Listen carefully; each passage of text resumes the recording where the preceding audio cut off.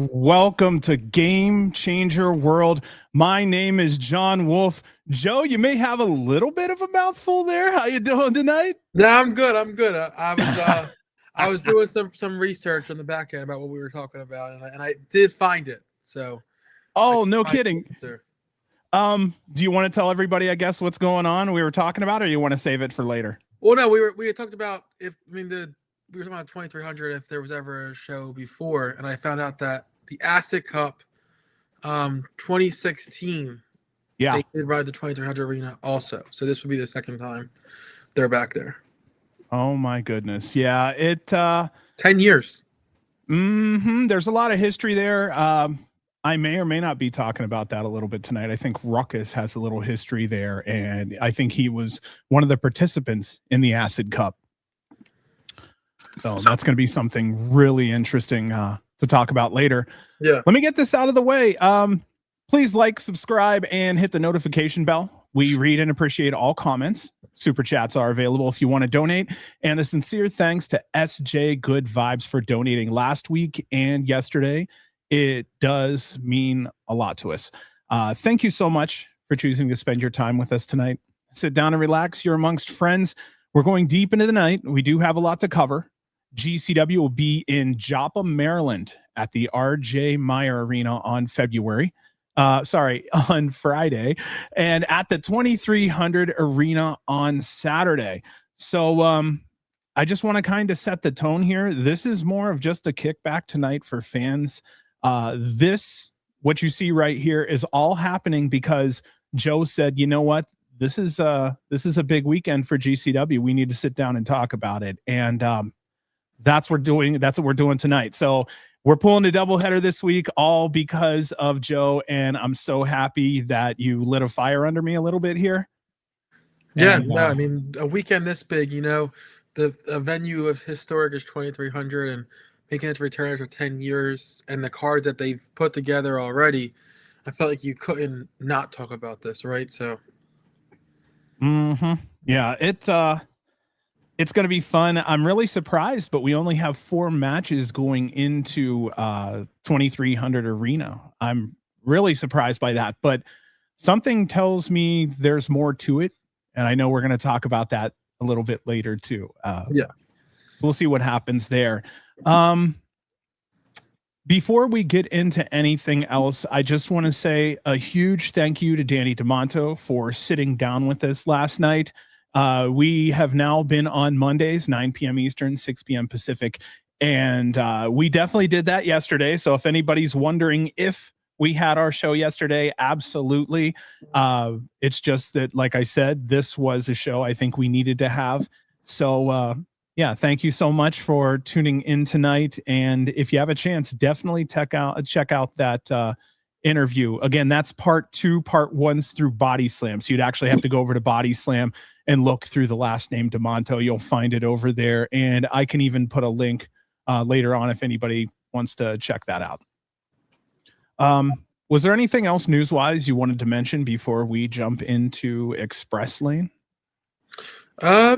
Not that I could think of at this time. We were talking off air, but this past weekend I was at a book signing where the Sandman was there, and I had a chance to chat with him a little bit about his match from the collective. And he kind of let some stuff spill that was pretty interesting to me. Sorry, I got a little tongue-tied there, guys.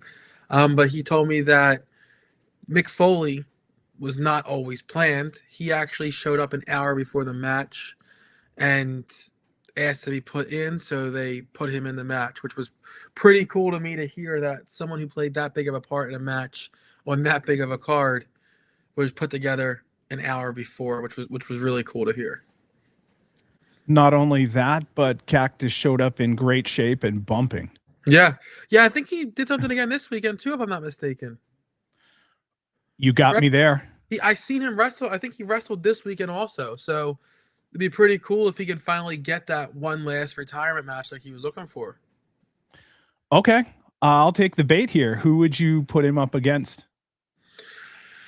Obviously, as a GCW fan, Cactus Jack versus Mick Foley. Not Cactus Jack versus Nick Gage is just one that has me like salivating, right? But I wouldn't mind Joey, because he's a safer worker. He can help carry the match a little more that needs to, and he's also not afraid to get hardcore if he needs to. I just worry about Gage because Gage is a great worker, but I think you need someone who can carry the match a little more at this state of Cactus Jack's life. I think that's fair. For me, I'll go big body. Maybe Bear is the way to go. You'd be jumping maybe 2 generations of deathmatch wrestling. However, that'd be a great way to christen into that next christen that next generation. Also, like I said, looking at big body, that's someone who could definitely handle Foley with less issue. Yeah.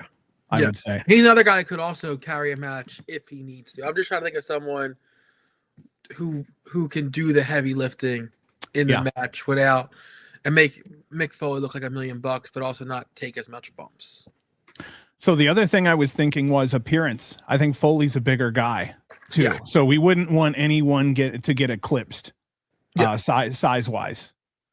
No, I definitely totally get that. I like that Bear name, but it does seem like, all things considered, if he's to have that last match, Gage, I do think GCW would be where it is. Quite a few people who've ran through ECW have chosen the same route. I mean, if it's good enough for Sandman, if it's good enough for Sabu, I'm into it. Screwball, West Coast correspondent, Dude Love versus Jimmy Lloyd. Oh my goodness, they could dress the same.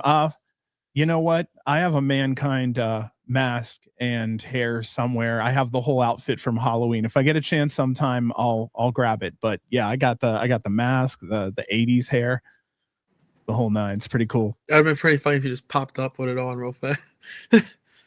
if I can find it, like if we go long enough to have a 3-minute break and I can find it, yeah, for sure. But I don't want to get anybody's hopes up. Let's see. That's an idea, is maybe do a 3 Faces of Foley thing. I don't know if we could do the gimmick infringement too much, but yeah, there's a possibility there. Where that lies. The like you said, the gimmick infringement. I don't know what he owns and what WWE owns. That would be interesting. Right. So Cap is saying, is Foley really going to wrestle again? Or for right now, as far as we know, hypothetical, we're just kind of entertaining it because the fact that Foley's in great ring shape and bumping. We'll see. Just something kind of fun to talk about because there is a possibility. And if there is a possibility, we're just trying to figure out who in the hell we put into that position. So right here, Reed says he owns Jack and Dude Love, which means he owns Mick Foley. That's 3. Yeah. Interesting. Yeah, I mean, you could do. You don't have to actually call him Mankind. It could just be some dude in a mask, right? Like, there's ways around it, right? Yeah. Instead of Mankind, he could be Man Nice. Yeah. It's the wacky world of indie wrestling. You know what I mean? Not everything has to be so serious all the time. Right. Okay, well then let's run into the first show of this weekend coming up. This show is called Express Lane from the R.J. Meyer Arena in Joppa, Maryland. The first match I wanted to talk about here was one called Manders versus Bojack. Welcome back to GCW, Bojack. Last seen at GCW's Don't Talk to Me on January 20th of 2023. This will be Bojack's 3rd match at GCW. Since we've last seen him, he's logged in 9 championships, currently holding 3 of those right now. The ACCW Tag Team Championship, 45 days and running. His 4th run with the PWF Tag Team Championship, 396 days and running. And the UPW Championship, 1,060 days and running. In his career, Bojack has accomplished 15 championship runs. Now, I'm going to talk to you about this. Have you seen Bojack before, and what's your opinions on him? I have, and dude impressed me. The way he moves for the size he is it's pretty impressive, I'm not gonna lie. So I'm a fan of Bojack. I've seen him at I believe it was an ETU show at the H2O Center, and to see how big he is and that he can move like that, he was impressive.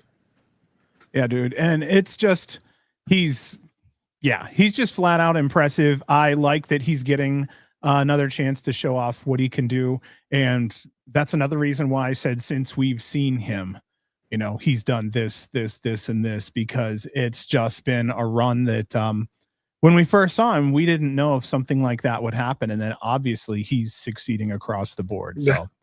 I want to give him credit for that. And, 1,000 days champion too. I mean, holy crap. yeah, no joke there.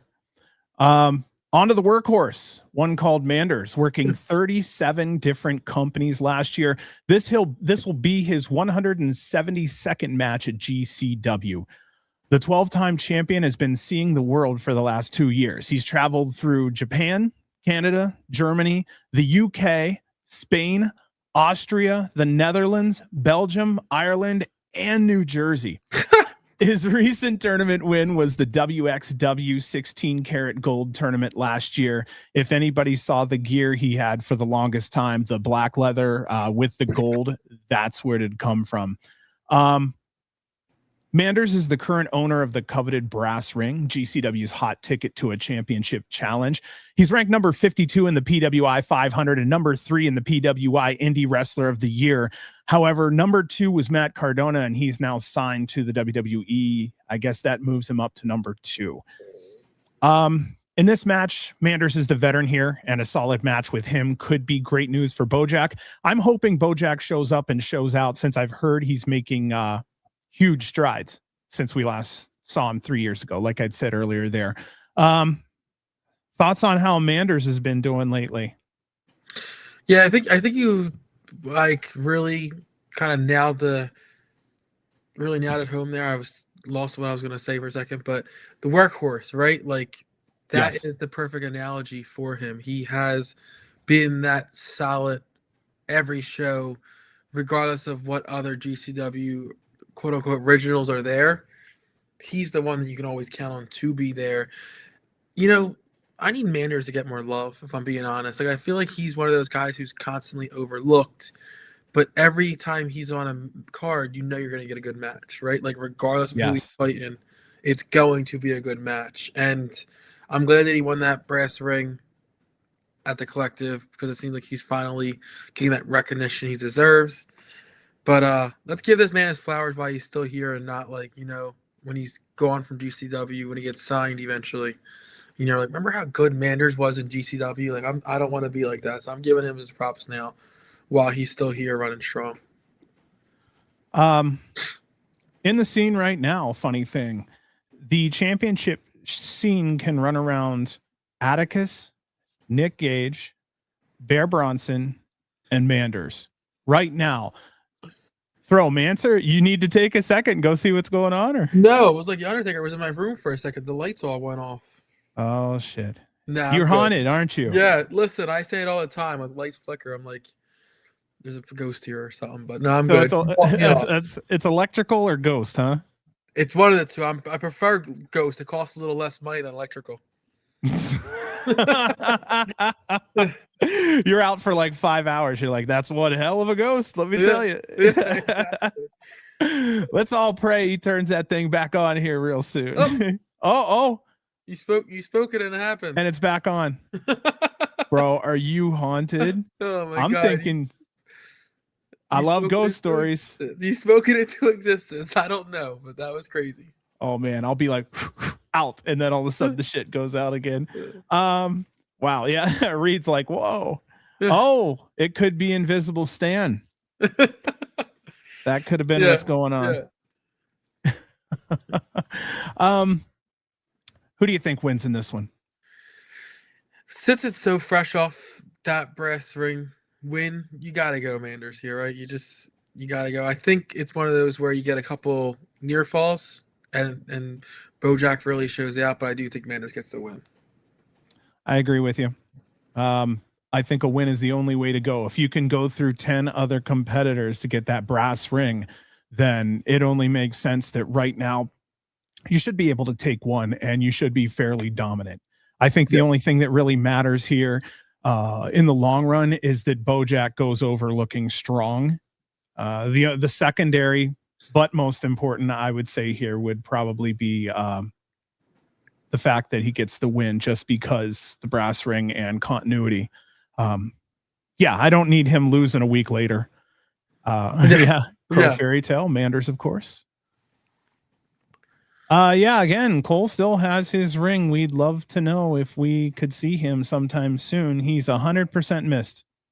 Absolutely. Yeah, Yeah. I wondered about that. Speaking of Cole real fast, because he posted some of his booking dates and stuff, and I'm like, is that a swerve or is that legit, or you know what I mean? Like, Yeah. you never know. You never know. So I was interested when I saw that. I'm going to give it a couple more months of bookings and just see where things land, because that'll tell us a lot. If he's out there making his money and he's booked every week here and there and he's not here, then I mean, we have to just wait and hope, I guess, for when he does show up down the road. Yeah. No, agree. But I will also say having that brass ring will make a return all that sweeter, because chances are that brass ring will be whipped out on a world champion. Yeah. Yeah. No, I'm interested to see that actually finally come to fruition too. Yep. All right, on to our next match. We had Kerry Morton versus Vipress. Okay, first thing here, Vipress has slowly become the deathmatch queen at GCW. The fans have accepted her, and she's been getting the blessings from every dream match Brett Lauderdale's thrown at her. This will be Vipress' 30th match at GCW since debuting at Effie's Big Gay Brunch 6 on April 1st of 2023. Great to have Vipress in GCW for these last 3 years. Her deathmatch side started to peek its head around September 20th, 2025 versus Atticus Kogar at GCW's homecoming in LA. I want to ask you, Joe, what are your thoughts on the deathmatch come up of Vipress? Well, first, I didn't realize she had that many matches in GCW, because I just feel like the past, probably since that last Showboat show till now, she's exploded since that John Wayne match. So to see 30 matches is a little shocking to me. Yes. But I think she's got a rocket strap to her, for rightfully so. She's impressive in the ring, takes a good bump. She takes incredible spots, and I'm excited to see it because she's backing up everything she's being given. And I'll just put this out there right now. Yeah, we were talking about Cole being announced for shows. Yeah, the produce show. I think I saw some other shows outside of GCW that are more in his area that I saw too. Reed's cracking it down. No, it's okay. It's okay. It's applicable to what's going on right now. That's all good. Let's see here. Welcome back, Kerry Morton. Last seen on September 11th, 2025 at GCW's Green Mountains and Me. Step back just for a second. Number one, that was a great show. And number two, as a promoter, Joe, that show was a great example of how local promotions can actually fill a GCW show. I actually truly wish more local promotions did that, not only for themselves, but for GCW. Also, I think it's a real goodwill thing to do something like that, because there's a greater chance it comes back if merch sales are up, ticket sales are up. And I think Vermont did it right, especially when most of us were anticipating a small market show. And across the board, it looked great on TV, and the local talent showed up. That's where we found Don Freeze. We had Mullet Man in the clusterfuck. So again, he's self-aware. I love him because he knows what he's doing, from the mullet to the music to the vibe, Yeah. For Kerry Morton, 25 years old, already 10 years in the wrestling business. He's the successor to the great Morton legacy, and this will be his 33rd match at GCW. For me, I see Kerry losing to Vipress, but if Kerry does win, I see Vipress getting her revenge right after that match. Again, I'm really hoping she's just enjoying every minute of her time at GCW. You've had some chances to see him for sure. Kerry Morton opinions? I just think, like, I really like his heel character and stuff. I guess I was just a little confused because there was a time there where every show he was on, he'd grab the mic, he'd cut a promo. It felt like he was becoming one of the bigger heels within the company. And then we kind of didn't see him for a while. So I'm glad to see him back more. Mhm. I really like that he doesn't just like kind of fall on who his father is. You know, he's his own person, and I really like that he doesn't just fall back on that rock and roll, you know, gimmick and just kind of like coast on that. So I'm impressed with that. I like him a lot, but I think Vipress wins this close to TOS. I don't see her dropping a match from here till there, just because I think she goes far in TOS, and I don't think someone who's going to go far in TOS, no offense, but loses to Kerry, you know, less than a month away. It's just my opinion. You're right. You're right. You made the argument that, you know, she's going strong into TOS, and right there. I thought either Kerry, like 50-50, Kerry wins and she gets her comeuppance on the back end, or she wins it. It makes sense for her to take the win here. Let Kerry get his on the front end on the microphone. Let him work the crowd a little bit. You know, he does what he does best on that front end, and then on the second end, just let her whoop ass and do her thing. Now, to your point though, Mm-hmm. I think it could be possible maybe if someone that's going to be in TOS that hasn't been announced yet for TOS, possibly maybe they cost her this match and then announce themselves for TOS. I think would be a pretty cool angle to see also, like, you know, to kind of have some friction before the tournament comes with the competitor would be a pretty cool thing to see. I like that idea too. Huh. There's a lot of good things going on here, let me tell you. Yeah. We just need to enjoy it. Yeah. No, for sure. First show after the collective, you know you're going to see a lot of crazy stuff. And before I forget, Joe, I don't know if I did it or not. I think maybe because we're on a different day. I just want to say welcome to everyone. I don't know if I said that or not. I think we just ran into the show. I think you did do the welcome. I hope so. Everybody is welcome to be here though tonight, and it's good to see everyone. Ton of names in here. For those who joined in last night, it's good to see most of you. And actually, it looks like most of you that are in here were here last night. So, anything else on that match before we run into match 3?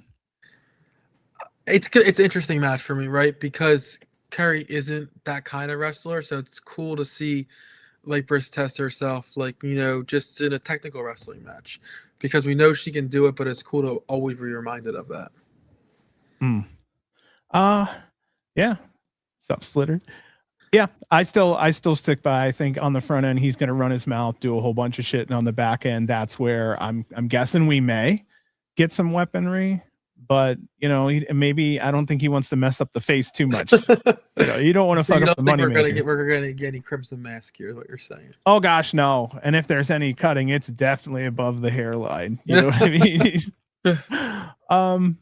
All right, let's run it into match number 3. We had Vandal 48 versus the team of Ricky Morton, Ruckus, and Don Freeze.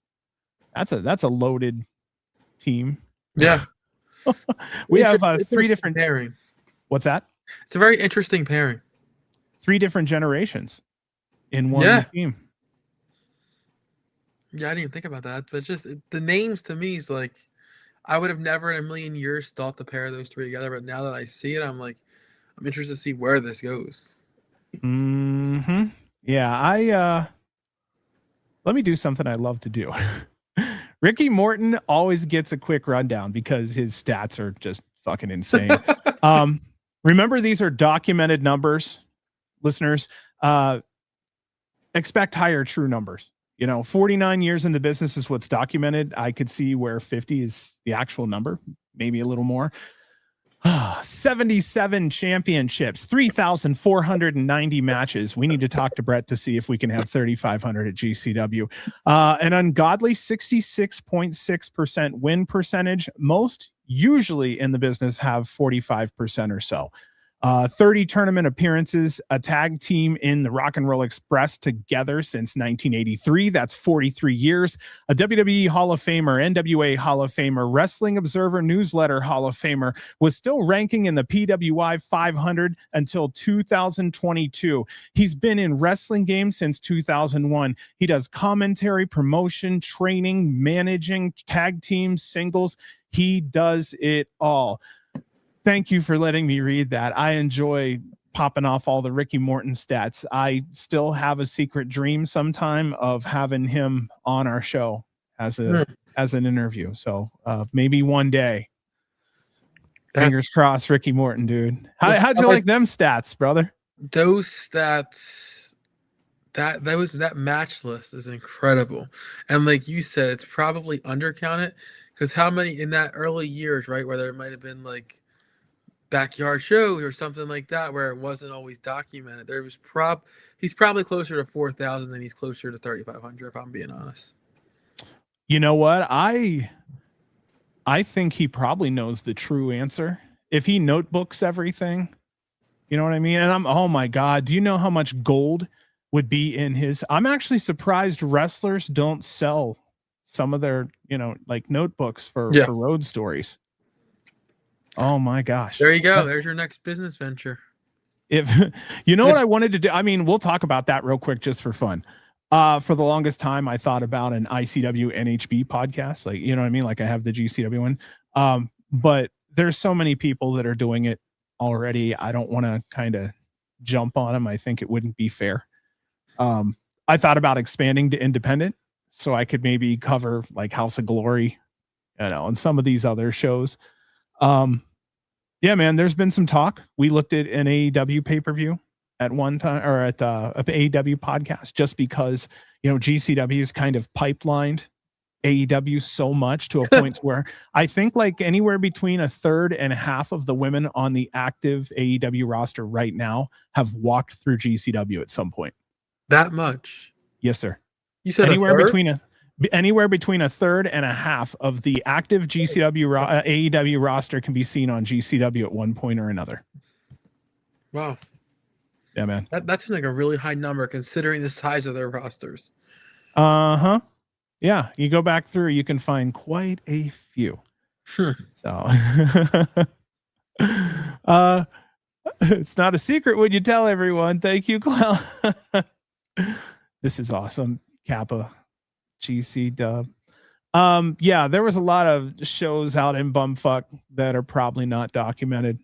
That's a great point, Screwball. Yeah, I mean, they're just there's gonna be quite a few with non-witnesses. Somebody didn't write down the results. Yeah, no, I definitely agree with that 100%. Yeah, because I mean, how much shit happened before Cage Match that like if only 30 people are at this show in Macon, Georgia. Who's keeping that score on that one? Yeah, exactly. Let's see here. Ruckus. Ruckus is another fun stat sheet to run down. 47 years old, 27 years in the business. This will be his 23rd match with us at the modern day GCW, and I'll explain. He debuted originally on August 24th, 2003 at the Jersey J Cup for JCW. Now, I doubt that counts towards modern GCW, but it is part of the Jersey JCW history, so I wanted to include that. Ruckus's first true match at GCW was the Acid Cup at the 2300 Arena on October 22nd, 2016, months after GCW was founded. This is truly a full circle moment for Ruckus. 29 titles to his name, a 3-time CZW World Champion, and a 5-time CZW Tag Team Champion as Blackout. Go ahead and tell me what you know. You're from the Ruckus side of the country. How do you feel? I love Ruckus, Blackout, is one of the OG groups, whether you talk about where they came from and stuff like that. Don't want to get into that company, but yeah, I love Ruckus. I think his style was so innovative at the time. It was so different, and now you see a lot of that within wrestling. The high flyers and stuff, when at a time when that wasn't always typically a thing. But Ruckus, I'm so glad he's getting his flowers this weekend, because it's so well deserved. Because I feel like he is one of those guys that truly is slept on. But I love Ruckus, and even to this day, if you see a match with Ruckus in it, it will not be boring, and there's going to be something in there where you're like, How does Uh-huh. he even think of that, right? Like, there's always, I think, at least once in a Ruckus match, you're like, did he really just do that move, or like, what is that move, right? Like, it's a move you've never seen before. Every single one of his matches. Let me put this up real quick. SJ, we were just talking about thanking you yesterday. Now here you are today. Let me get this on recording and live right now in front of all the listeners. Thank you so much for all your support. I do know that you go to the GCW shows, and I also know that you do make the wristbands that say Game Changer World on them. We're not the types, because we're just not the types with money and sales and everything. If you make some, and if you give some out, fantastic. But if you sell some for a little money under Game Changer World's name to give to people, perfectly fine with us. You've given so much here, and I just want to be fair and tell you thank you. And so, yeah, if you make some and there are a couple people that give you a couple bucks for it, or if you hand a couple out, perfectly fine by us. You've obviously been kind and earned the time that you have, and with the efforts that you've made. Thank you so much. I'll be looking for one of those bracelets if I see you at a show. I was gonna say, SJ, I think you're doing a show or two coming up here soon. So let everybody know and go from there. Mad Dog, what's up? Good to see you. I think there was just a bug over here. Well, it's like 82 degrees here, so it's perfect. So the dogs want to go out off and on, and every now and then we open the door and I forget to shut it after I let them out. So every now and then like a bug comes in. And how are the bugs there? Are they not okay? So this is how it works. During the spring and fall, we'll have some bugs, but once it hits above 85 to 90, matched with the lack of humidity, they don't make it past that. Oh, really? So they don't even. Yeah. Yeah, they're really done after that.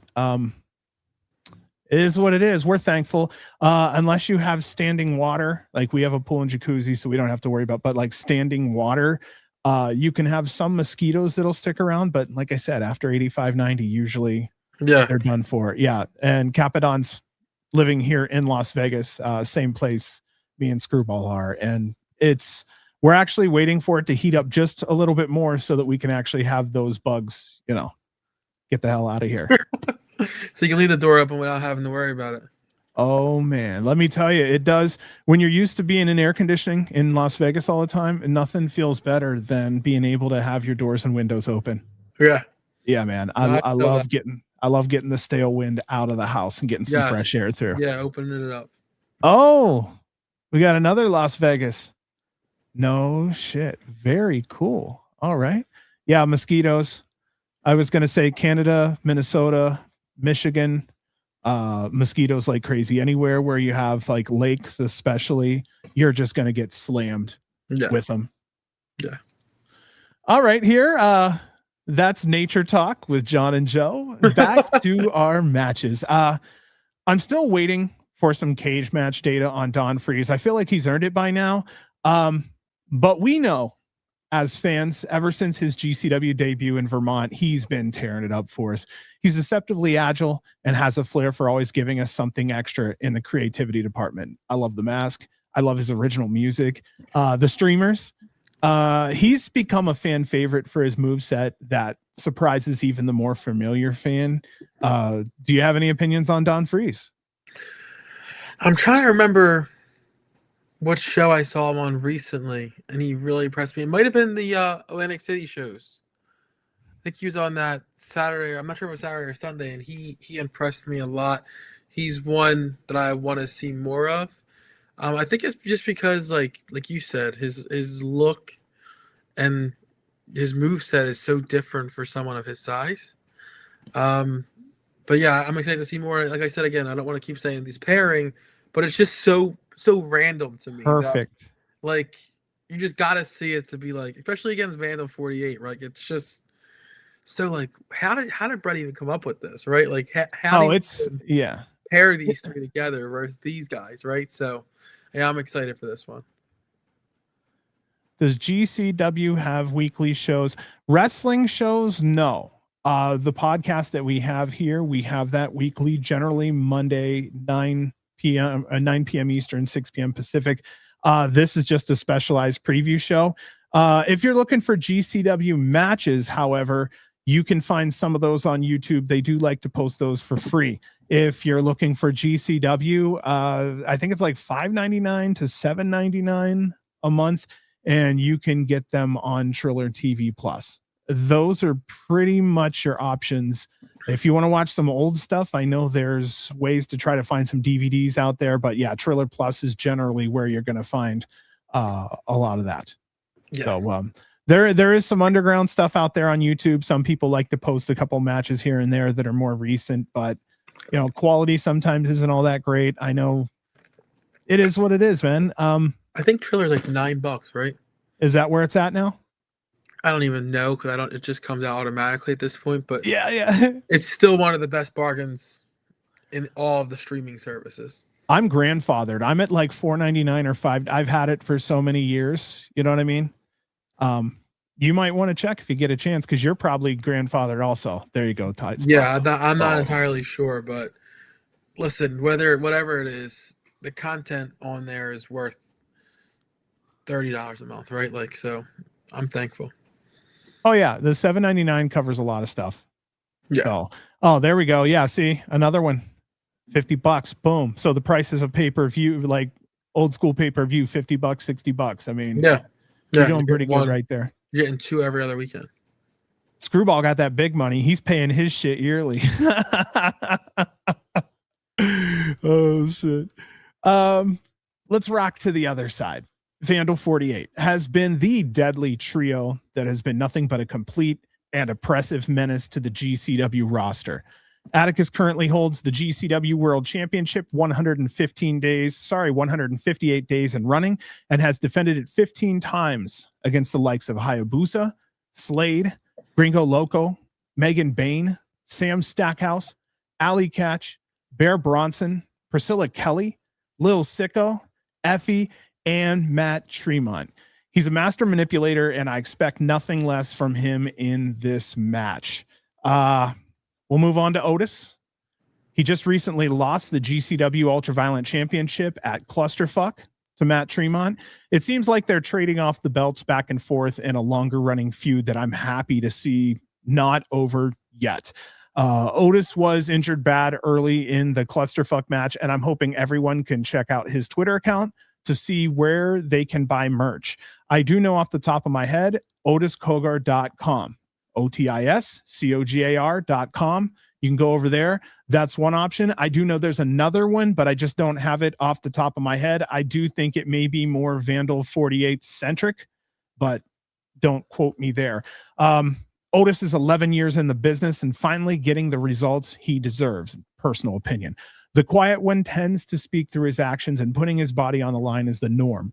Expect intense passion building up that will finally come out with him and Tremont when they meet again. I'm going to ask you, Joe, does Otis immediately go after that UV championship, or does he let that anger cook for a while?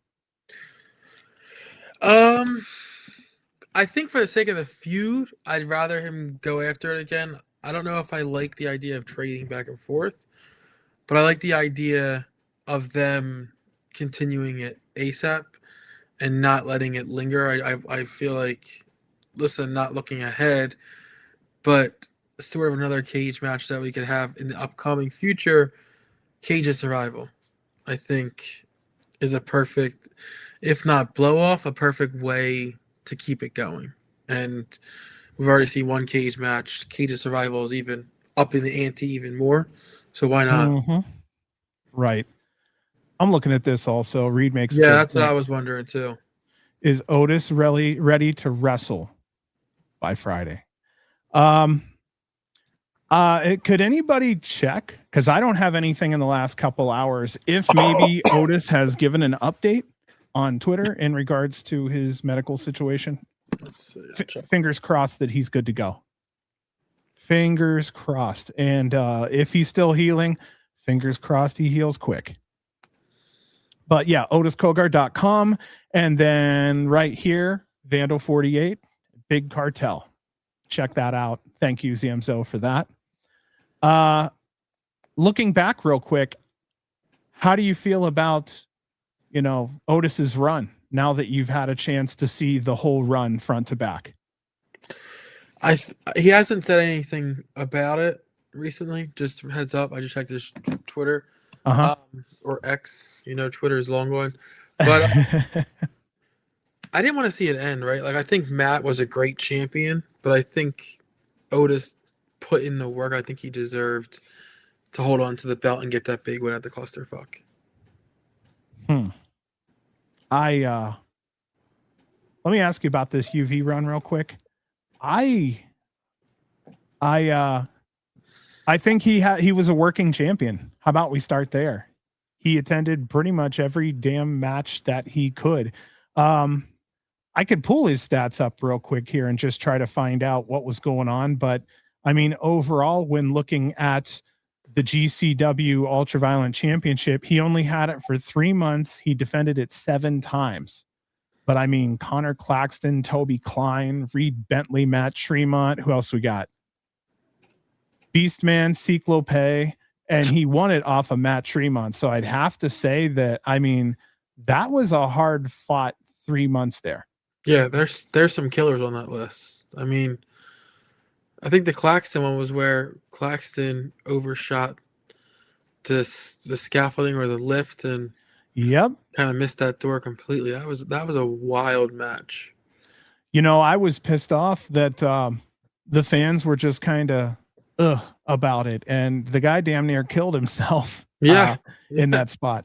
But I will say this, I don't know if you noticed, but the next day Connor had a level of respect to him from the fans from the previous night. So I mean, he's a hard worker, and I mean, if we had to have him on a couple more times, I'm not hating it. I believe Connor was in the clusterfuck. I think he was, yes. Yeah, I remember seeing him, before doors opened, but I can't remember if he was on there. The cluster was a fever dream that I'm in love with still. Yeah, well, I mean, and if you know where Brett came from in that previous company, you know who Connor is, and he's another one that doesn't get flowers that he deserves, but he's a hell of a deathmatch wrestler. So it's good to see him in GCW more. I hope we see him again in the future. Let's run on to Christian Napier. I feel he's growing on the fan base as a menace. He's always the wild card, unexpected and overlooked on purpose. Like he's the mouse in the pantry. The slow bleed you don't notice until you've lost too much blood. Napier has more of a GCW feeling than he did when he first arrived. I do like that. And I still like how they've kind of protected him, but I would also like to see more character growth through maybe some scrambles or tags. The occasional singles match is welcome, but I actually enjoy his chaos. And the thing about Napier's chaos is it's always good when it's covert. I don't like overt heel work out of Napier. It seems like the sneaky way seems to be the best for him. But, I mean, amongst a whole group of cars, he's like the wrecking ball that just comes through and disrupts everything. And I like that when there's at least 4 people or 3 people involved so that he can work within and not be the center of attention, because I think, again, he's a covert worker. Yeah. What are your thoughts on Napier at GCW so far, man? I just feel like every time he's in a big match, it's helped push forward one of the other 2 stories, right? He had that match with Tremont that was to help push Otis's story forward.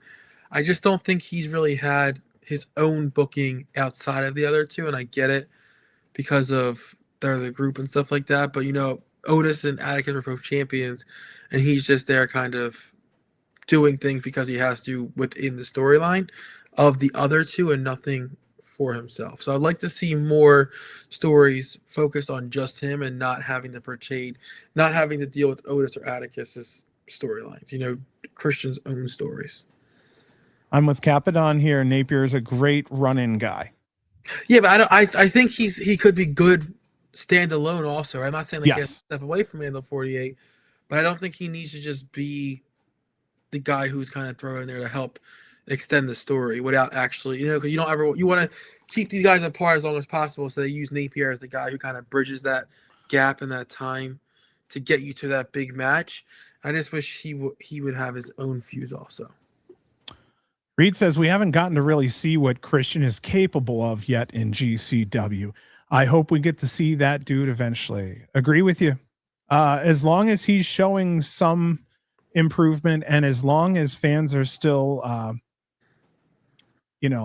responding, and as long as he's written in properly, like my favorite spot so far has actually been when he threw that lock on the door when Bear and Miss Nomi there was trying to help out Matt Tremont, and Matt Tremont ended up getting taped to those ropes and they just blasted those. That was one of my favorite Napier spots. I like that little, hey, surprise, I know it's heel work, but he made me laugh. You know what I mean? It's like, you evil motherfucker. I love it. Let's see here. What else do we have? Facade retained his JCW. Janela was over there for that one. He and Vipress should feud after TOS since he cost her the brass ring. I'm guessing he's talking about Christian. Vipress. Yeah. But I also think that depends upon where Vipress comes out of TOS at. If she wins, maybe feud with Napier is a step back, right? If she loses first or second round, then you can talk about that. Bro, Reed, you just pushed on a bruise at this podcast. Does GCW need an intercontinental or junior heavyweight? Something like that title. Okay. First of all, if we had an IC or a junior, no shit, I'd love it. I would like to say that GCW would have like a Young Gunners style title. I at one time would have put it on Price. At one time, Jordan would have had it. Nick Wayne would have had it at some point. I would have used that as, hey, here's the young guy you need to watch. And that's who I would have put it on at GCW. I considered at one time a moving title for a scramble, like a scramble title, with even an idea that if you win 3 scrambles in a row, you get a championship shot at the world title. Yeah, we've really done that does fit the brand though, right? Because yes, it's not a GCW show without a scramble. So yes. So let me ask you about that real fast. So yes. 3 gets you said 3 wins gets you a title match. Yeah. Would that title match then also be a scramble? Why not? Yeah. A title's a title. Yeah. So an IC, yeah, I mean, there's quite a few. I think Blake Christian at one time would have been a better IC title holder at GCW than he would have been a world champion at GCW for various reasons. Also, I like how we maybe have the lead with Gringo, Loco, Janela, someone like that at the world championship level, and let some of these younger guys come in and snag it for a while. This would be an IC title would be great for Mr. Danger, and maybe let him take it to the hardcore deathmatch side. And then after some time, take it to I'm trying to think, maybe a speedball type or a type that's wrestling heavy, and let them carry the title that way. So make it a very fluid title. Anybody's able to get it anywhere. Bro, we thought of a 24/7 title for GCW. You know how much fucking fun those creative guys and gals and everybody else would agree to have if they just had fun with it. Dude, getting pinned at a restaurant, getting pinned while you're sleeping at a hotel, getting pinned, and getting ganged up on and pinned by 3 people, and then those 3 people have to fight next week for the championship because all 3 pinned them. Like, there's so much fun that could happen there. All I can see is they're at the showboat and someone gets pinned at the water park. That would be like classic television right there. I don't know. I think you got something. I think back to this Vandal thing real quick. Do you think Napier and Otis could be the ones to take the GCW tag titles and they're being maneuvered into that position, or something about that feel off and not right? I guess from like a team standpoint, it feels right. However, looking at Otis's kind of status in GCW, that to me doesn't feel right because I feel like a step back for him. I'm not saying the tag titles are beneath him, but when you've been in a feud with Tremont for over 6 months, then stepping back to do the tag titles, to me, seems like a step backwards and doesn't really help advance Otis or even the company. Dude, you're on point tonight. I'm right there with you. No, I'm right there with you on this one. Okay, Vandal 48 versus Ricky Morton, Ruckus, and Don Freeze. Who wins? You gotta go Vandal 48, right? Like the current world champion. And again, we talked about this tag team and how thrown together it is, but it is just that, right? A thrown together tag team. So I think Yes.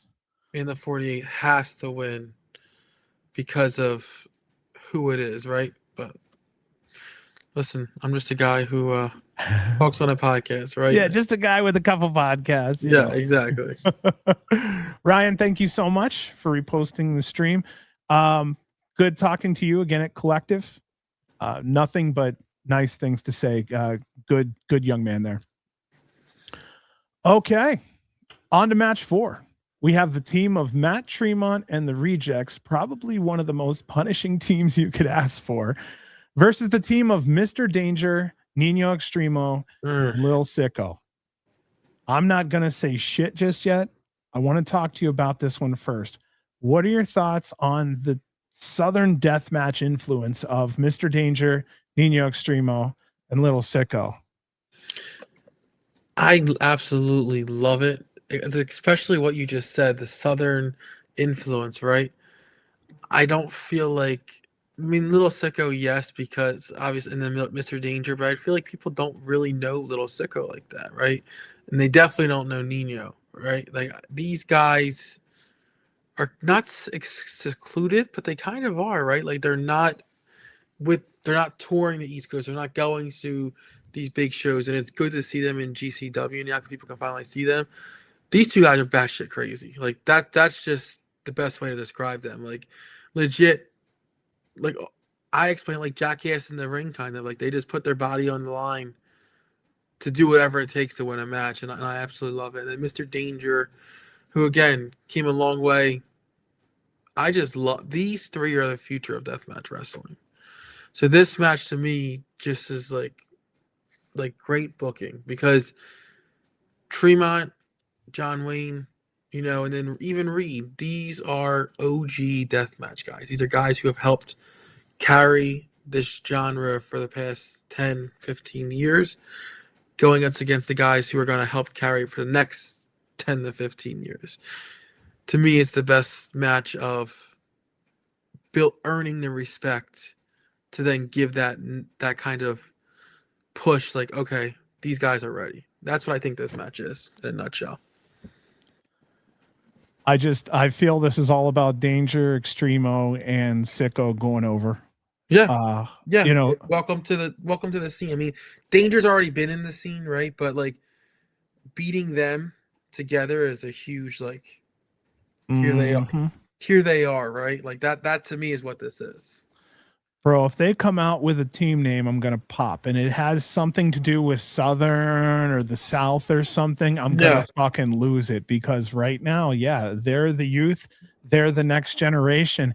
I'd love to see GCW put some form of a stamp on it with a team name, even if it's just Danger and Sicko, and then we consider Extremo after we've had some time to look at him. But man, that's such a. I'm gonna beg for that one. That's it. All three of them are announced for TOS, right? Yes, I think. Help us out. I don't know if Sicko is yet, but I know the other two are. He should be. Sicko should be in there. Especially if this seems like it's very much a youthful TOS, then I think it makes sense there. There you go. There's the name. Sick Extreme Danger. Simple, but makes sense. Let's see here. Let's talk about this. I'll go into my notes. Welcome to GCW Nino Extremo. On GCW's Patreon, Brett had good things to say about Nino. He's up and coming in this industry, a couple years behind Sicko, but in the exact same position Sicko was a year or two ago. Nino has become popular on the deathmatch scene, and I'm happy someone at GCW had their finger on the pulse to find him. Before Nino, I already liked the team of Danger and Sicko as the new face of Southern Deathmatch, and then he comes along. I also want to be fair and say that I've only heard of his work, not seen his work. So I don't want to get too far ahead of giving this guy something that he may not have earned yet. I think time will tell here, and the fans are the judge and jury on this one. Yes. Mr. Danger and I spoke at the Collective. We had a chance to really talk for the first time. Outside of him knowing that Frank was rough on him, we really haven't had a chance to give an opinion. Actually, I'd sent him a note right around the same time Frankie Foreplay decided to talk with Mr. Danger, and I wished him well at the time. Quote me here. After I had a chance to really talk to him and get to know who he is, what he's about, Mr. Danger is GCW. He is ours, and this is his. We have years of entertainment ahead with him, and it's obvious he's giving us 110%. He's motivated and doing everything to create a career that can be watched decades later. He's never stopped growing. We saw Danger at the ground level, and we've seen the growth he's attained since. If you're really paying attention, this is a story, and we're only on chapter 2 of 10. Watch him now so you can say you enjoyed it and live the story in full and live. I've been next to him. I've looked in his eyes. I've had a chance to just talk to the man. I see his will. I see his hunger, and I respect it. That's what I have to say about Mr. Danger. We've probably spoken enough there, so I'll kind of move through to Sicko. I don't want to double anything on you here. Little Sicko slowly becoming a regular appearance at GCW. This will be only his 6th match, but every one of them have been incredible. He's had 2 matches with Danger as a team, and then they faced each other at NGI 10. I really enjoyed that story. He took part in the 6-way scramble death match at Homecoming 2025 with Mr. Danger involved in that match. And finally, he just recently had a shot at Atticus Kogar for the GCW World Championship. Same thing, watch out for Sicko, Danger, and Extremo. I believe all 3 are a peek into the future of GCW's deathmatch scene and the deathmatch scene as a whole. To me, this deathmatch team is a who's who of young Southern deathmatch talent, and I'm cheering this group on. I know I repeated quite a few things there. However, that was my notes. Congratulations to Matt Tremont, our new GCW Ultra Violent champion. He beat Otis Kogar in a cage match at GCW's Clusterfuck. This will be his 145th match at GCW. The 19-time champion just got off a 363-day run with the UV, and who knows how long it'll take for someone capable of wrestling it off of him again. I don't think Matt will do many more tournaments. His last one was November of 2025. But who should have to do more after logging in 54 tournaments with 27 finals appearances and 12 wins? That's a 50% chance Matt Tremont walks into the finals of any tournament he has participated in his career. The Rejects, John Wayne Murdoch and Reed Bentley, deadly together with 6 championship runs to their name, currently holding the XCF Tag Team Championship for 642 days and running. This will be their 36th match together at GCW. John Wayne Murdoch has held 36 championships himself. Reed has 14 of his own. Between the both of them, that's 50 championships. The Rejects are former GCW Tag Team Champions. I see a warm-up to the Scramble match with all of them the next night at the 2300 Arena. I don't know if you know this or not, and we're going to get into it later, but the same 6 men that you see in this match will be in a 6-way Scramble match the next night. So if you ask me, I think they're maybe feeling each other out for this one, and I think what will happen is once they hit the 2300 Arena show, they're going to pop off. Yeah. Did you see that comment? I don't know if that's true or not. Which comment? About it says I could have sworn, I'm trying to look it up right now to see. Could have sworn Mr. Danger posted on a story he wouldn't be able to make it. Oh, that's a good question. We'll have to check that out when we get a chance. Yeah, I'm trying to look it up right now. Of course, his page is not Mr. Danger for some reason, so I'm trying to find it. No sweat. GCW needs to bring in Jackals from California. I wonder who that is. And thank you so much, Kite. I greatly, greatly appreciate it a lot. Like, greatly appreciate it. Thank you so much, sir. Oh, or it could be a miss. Be they? I don't know. Thank you so much, Kite. Who wins this match between Tremont, the Rejects, Danger Nino, Sicko? I think we kind of figured out that young kids are going over one way or another, right? Yeah, I think I'll shock myself even with this, but I do think the young kids do go over here, especially because they all, again, if I'm misspeaking here, someone correct me, but they've all been announced for TOS, right? Again, I keep bringing this up, but this close to TOS, you're not gonna have them lose the guys who have already come out and said they're not gonna be in TOS. Like, I think it just kills any suspense of, well, who's gonna win TOS, right? Like, if you have them losing these matches, well, clearly these three guys aren't winning TOS, right? So that's just my take in terms of making someone look strong leading up to such a huge tournament. And this one's still getting me. Kite, talk to us about Jackals in California. Maybe there's somebody that could be a misspelling, or maybe there's somebody we need to pay attention to. I'm gonna run to the restroom real fast. I'll literally be 1 second. Nah, cut the camera, chill out. We'll just sit here and talk for a minute with the fans. You're good, Okay. brother. All right, here. Yeah, let's look into this real quick because I find this interesting. This may be the way it goes. They may just pull Tremont and go Rejects versus Sicko and Nino, which very much a move that you can do. If the other 4 are there, 5 are there, do what you can.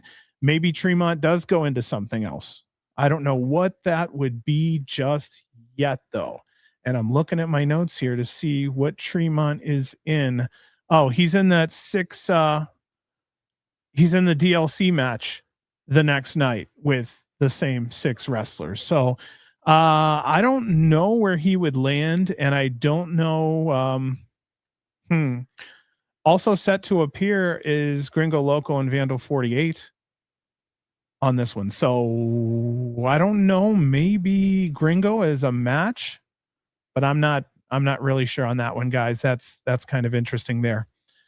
Okay, let's look over here real quick and run back up to the top. I will, you know what? I won't wait. We'll just go ahead and go from here. Our next match, this is match number 5, Joey Janela versus Ken Dixon.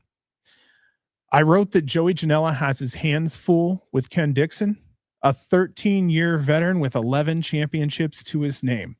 We haven't seen him at GCW since his debut on GCW's last trip to Joppa, Maryland for Big Time, where he faced off against O'Shea Edwards.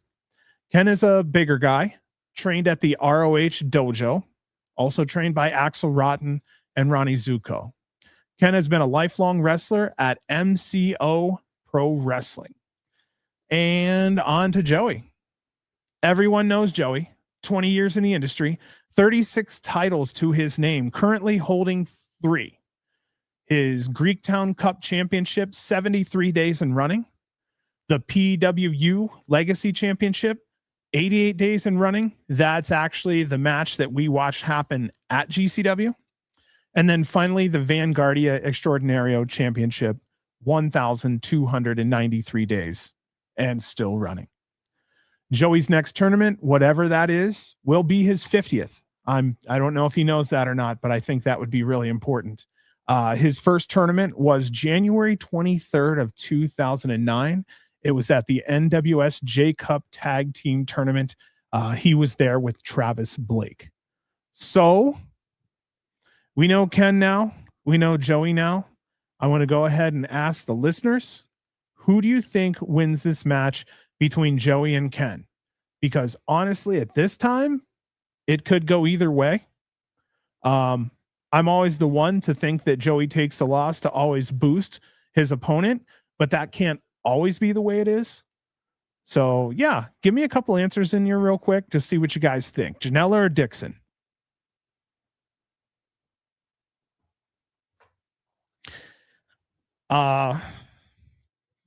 Yeah, overall, again, I think Joey probably pulls this out just because he's a bigger name. But if Ken comes out looking better, I think we good to go. But yeah, at this point, I think Joey's going to pull this one off. The loss or the win doesn't matter too much, but like I said, Joey just can't take losses constantly. Screwball says, I don't think Joey's going to take an L with his new heel character needing a come up after losing to Brody. And I think that's fair, because if he's not taking in some wins here, what does his words matter? So I look at it that way.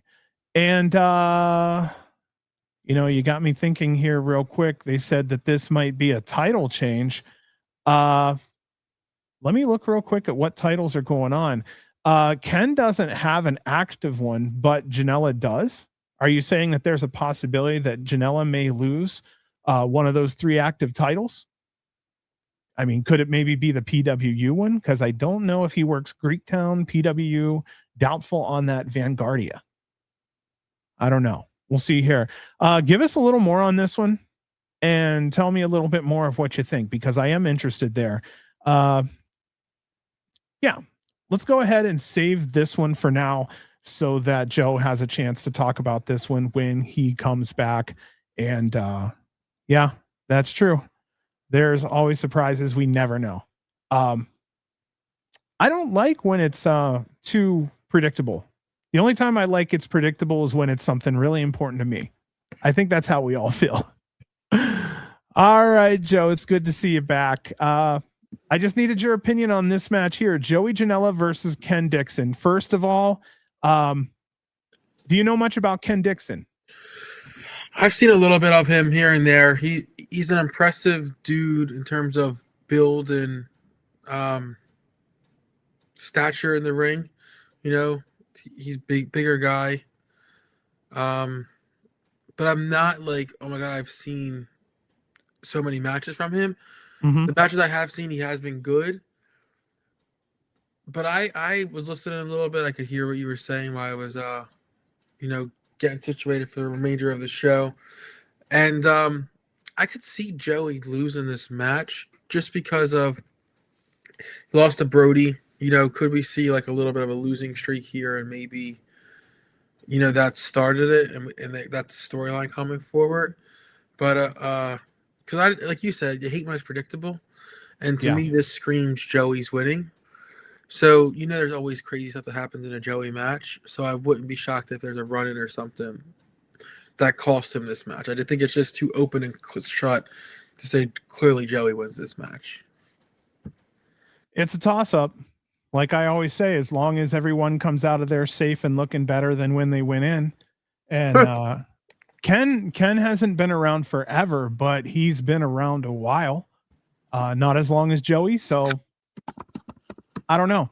I like the fact that Joey's just trying to boost things one way or another. And if it makes someone maybe a better wrestler in that region, and maybe somebody we see down the road, not against it. I'm always good for new names. Yeah, no, I definitely agree with that. Yeah, I just think you kind of nailed it on the head. The predictability thing here just screams Joey win, which makes me lean the opposite way, right? Because it's like, yep, GCW isn't always ones that's like predictable, right? So just to me is like, there's no way Joey just wins this match clean. Screwball said if Joey's putting over anyone this weekend, it's the next night at 2,300. Yeah, Vipress is 100% going over. Again, she has to look good and strong, like you said, for TOS coming up. I don't know. We'll see what happens. How long do you think this match goes? Over under 15 minutes. Uh-huh. If it's just a straight match, no run-ins, I'm going to go under. But I don't think it will be just a straight match. I'm going to say over. It's not going to be the main event because I figure it's Nick Gage and Bear. If it was the main event, I'd go 15 plus. I think dead on or a touch under 15 makes sense here. 12 to 13 minutes, maybe. Yeah, I think someone touched on it earlier with the Napier and the brass ring stuff. I think that could rear its head also. He did come out and cost her. So I think that could really come back. You know what's funny? Napier would be a great one to work with Vipress. It's not only an age thing, but just the fact that that'd be a great heel thing, actually, is to fuck with her momentum. Fans will not like that. I actually could see Napier coming in and really fucking with her. That's big heel heat there. Yeah. That's big. That's big heel heat. I don't know we have that often at GCW where a heel's picking apart a favorite like that. Not often. The last time I can remember, like real is I forgot what Cage's survival it was, but when Christian cashed in his, was it the brass ring at the time? I'm not sure, and won the title. Like, to me, that was the last time something like that, what you just explained, like, truly happened in the crowd, like, erupted for it. Huh. Let's rip this one open.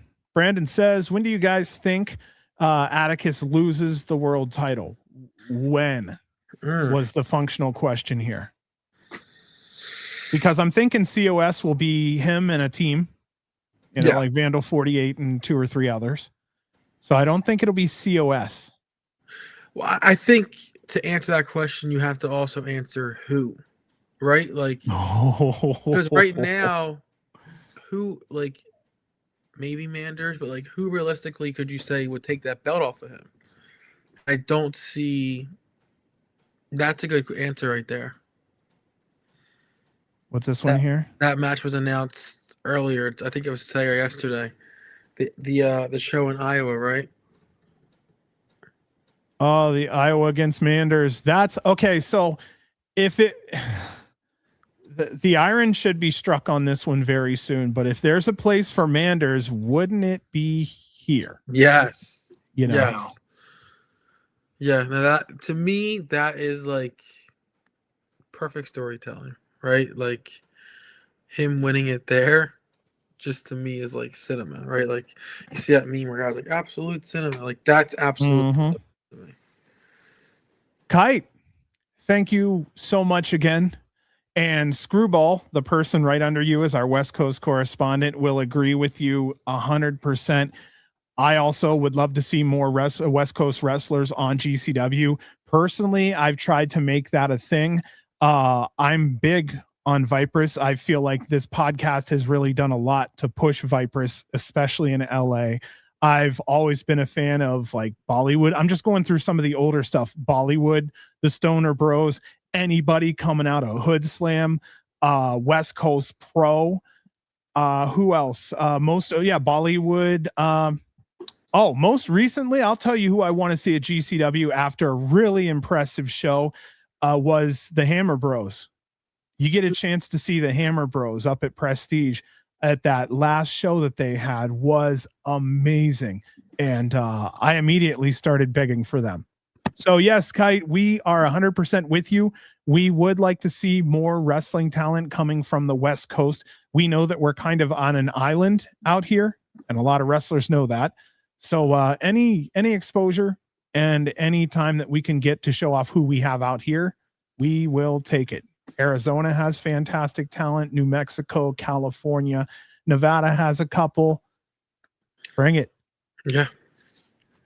All right, let's go into match. Somebody said it right here. Mariachi Montana versus, Mariachi was fun. It was cool to really see them at the cluster.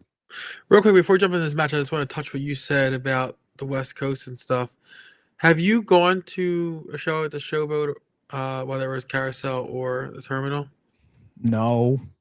To me, that's because, like, a lot of times I feel like the vibe and the show that's put on for West Coast versus East Coast is so totally different. I would love to be able to experience just a different vibe of a West Coast show, because East Coast a lot of times is very deathmatch, hardcore heavy, right? Mm-hmm. I'm not saying you don't get that on the West Coast, but it's not as much as East Coast. So I would love to be able to experience that, because to me it's almost like two different companies, the way the show's booked and operates on East versus West. And a lot of people, a lot of wrestlers like to work the West Coast because those who aren't in deathmatch feel like they get more love from the West Coast fans, whereas the East Coast fans, they want to see more violence and blood and whatnot. And that's fair. That's fair. New Jersey has trained them that way. You know what I mean? There's been some fantastic companies come through there. Yeah. So but I see that. You know, I could see luchas or pure wrestlers maybe not getting as much support, but yeah, Oh, because you of let me know if you come out to LA. I will personally make sure that you get a beautiful welcome at the UCC. Also, we'll run a kickoff show, so you could do a kickoff show with us if you can make the airplane ticket.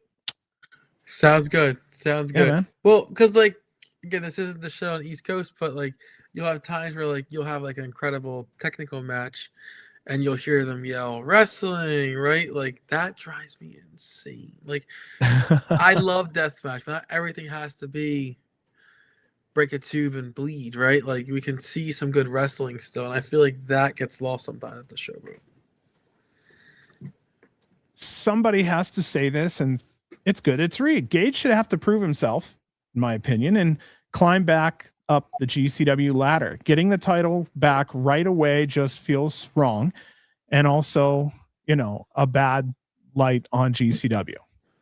What are your thoughts on that one? Do you feel like Gage should maybe take 5 to 8 matches before the title's an option for him?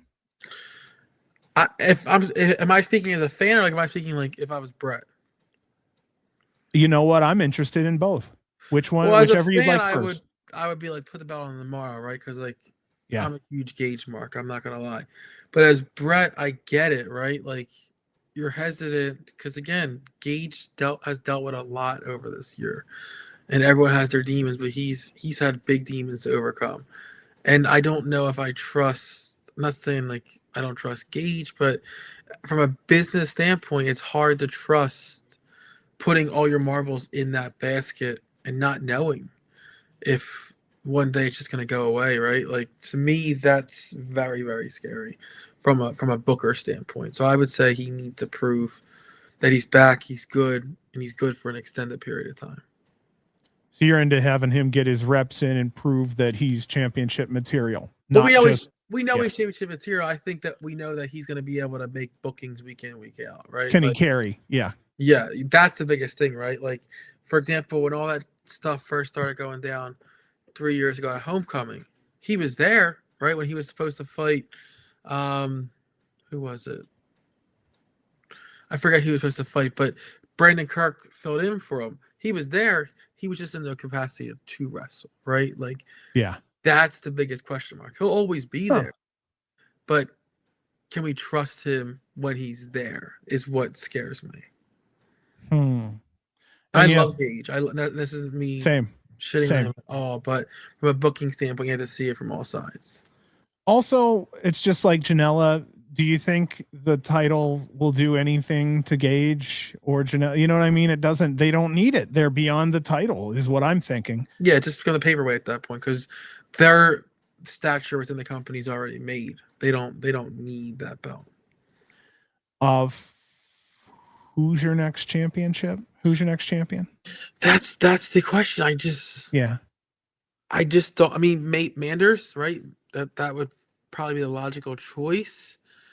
But outside of him, I really do not have an answer. If I'm being honest, I don't see anyone right now that I can point to. Like, okay, they're the person I can like see them hitching their wagon to. You ready for this one? I'd throw it on Bear as my next one. And as soon as I can, I'd roll Bear versus Moxley. Okay, so I love that idea. If TNA wouldn't, yeah. That's the biggest drawback, right? It's like I love that idea. And I would say if this was 3 weeks ago, I would say that's probably the logical explanation of what's going to happen. However, knowing what we know has transpired with the collective, WrestleCon, and stuff like that, I say I don't want to play the Vince McMahon music, but no chance in hell. Just because you don't know, right? Like, Bear is a TNA talent. Like, what if one day they're just like, all right, no more GCW, right? Like, obviously it's up to him if he's going to agree to it, but here's your champion with the belt and he can't come to our show anymore. That's a hard situation to be in. Reed, I wasn't there for the conversation, but I know exactly what conversation you're talking about. Sorry. He was, we were at the collective. He was asking about something there. If Gage is champ, who beats him? See, I mean, this would still circle back to someone else. So that's why if you really want to just jump it, just go. I mean, just jump the whole, instead of giving it to Gage, then giving it to the different or young person, just give it to the young person. Let Gage be another one of the opponents. Maybe even give him a 2 or 3 match series. Yeah, no, I agree. And I think it goes back largely to needing the title is the biggest question. I don't think Gage needs the title right now. So I don't know. I don't need to be anywhere near the title picture right now, honestly. Yeah. Okay. Let's rock and roll into the next match. That was a good talk. Yeah. Thanks to the listeners on that one. They gave us a couple really good subjects there. Okay, let's rock and roll into the last match that we have listed as of right now on this card. This is the team. I'm going to check real fast because they're infamous for announcing stuff while we're in the middle of our shows.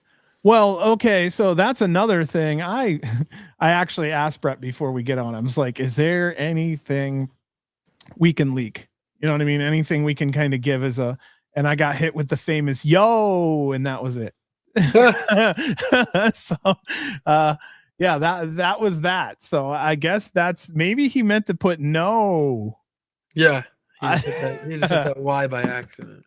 Yeah, but I like the yo answer better than the no answer, because then it's like we almost had him, right? If he was like no, he'd be like no chance. No chance in hell. Yeah. No chance. That's what you got. That's funny as shit. All right. Yeah, we have the team of Gringo, Loco, and Vengador versus the Assassins.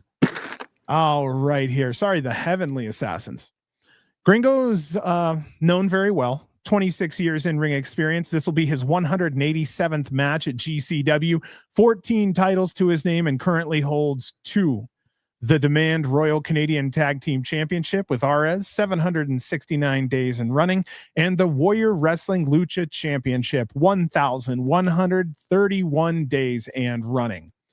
Vengador has been tearing it up and has become one of my new favorites at GCW. 14 years in the business, and this will be his 16th match at GCW already since his debut 9 months ago. I feel like Vengador is just getting warmed up in the United States. I also want to say his gear is some of the best out there. The Heavenly Assassins are brand new to GCW, so welcome. This will be their 12th career match as a team, so they're newer.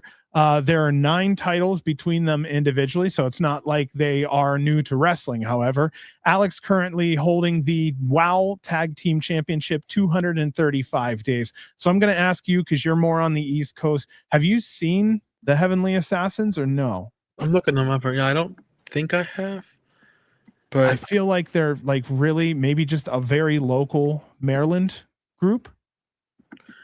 Well, they better be fucking talented, because if you're bouncing with Vengador and Gringo.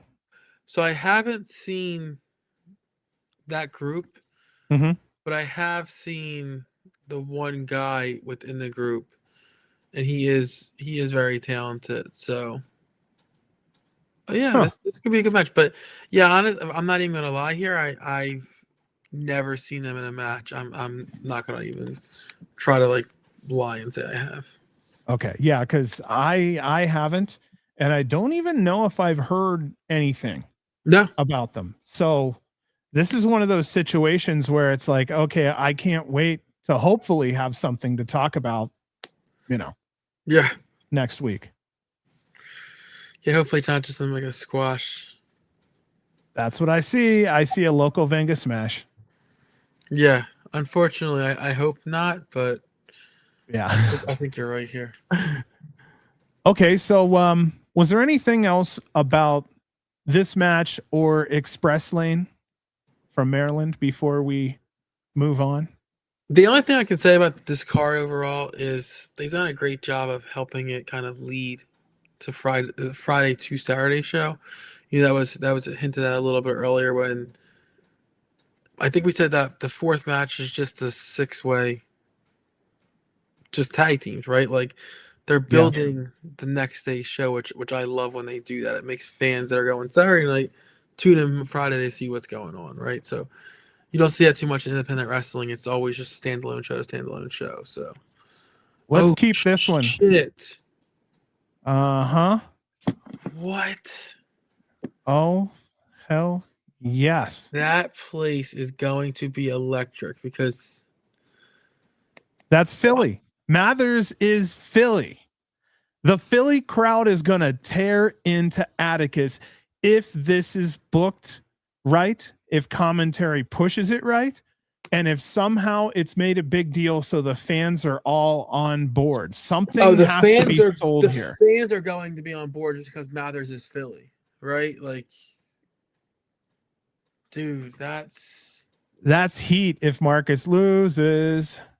That's just like because like being able to see Marcus and his growth over the years and to be able to be there live to see now that match, so freaking cool, man. Like just so cool to see him get that choice, that chance. And I agree, don't spoil the fun there. We obviously that's the correct answer, but No chance Marcus wins. obviously that's the correct answer, but still, as a Philadelphia native, one can dream, right? That's what he's saying. But what if?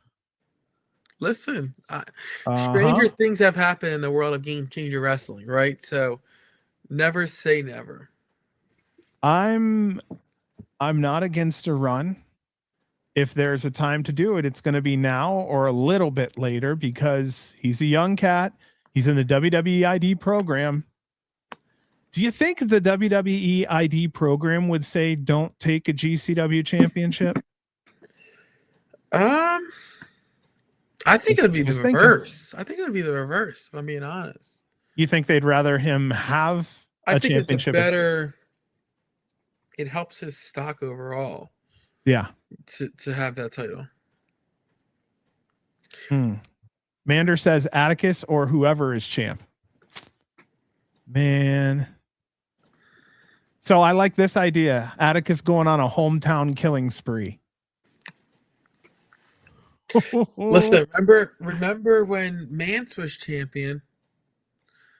Atticus fought Mance in Philly at the Harris. No shit, you're show. right. Which was an excellently told. The match was good, but the storytelling was excellent. They got Marcus's dad involved, who's also an angel. He's also a wrestler, Mark Angel. His little brother involved, which was really cool to see. It was very cool storyline for independent wrestling, right? You don't typically see storylines, so that was cool to see. But in that building, to me, it's just like, wow, that's huge for Marcus. Good for him too. Of all people in Philly, give him the frickin' shot. Yeah, it's a great job. I'm sorry, I'm texting my wife because we absolutely love Marcus. We're going this weekend, so like that's such a big deal because like, listen, Marcus grew up like around the corner from my house. Like like we've seen him at his shoot job. My son is a huge Marcus mark, and like he's in his work uniform. My son's asking him for a picture and stuff. Like there's you can't do that, right? Like he's not Marcus Malley the wrestler right now, right? Like right. Some space, but Marcus was cool about it. He took the picture and stuff like that. So that's to me. I'm just really happy for him. Hell yeah. So then I want to do this unless you're really against it. I wanted to kind of just do a secret little 3-minute break just for us to kind of get refreshed. And then I wanted to come back and watch. We never even said what the watch long is, but we generally also never show recent matches. We like to show ones that have been just a little further back, but in, to, what's a good word for it? To promote, but yeah, also just, because Otis needs the love and the merch, we wanted to show the GCW Ultraviolent title Hardcore Kingdom Steel Cage that happened at Clusterfuck. So after this little 3-minute break, we will come back with Otis Kogar versus Matt Tremont in the Steel Cage at Clusterfuck. So we will see everyone back here in 3 minutes. Sounds good.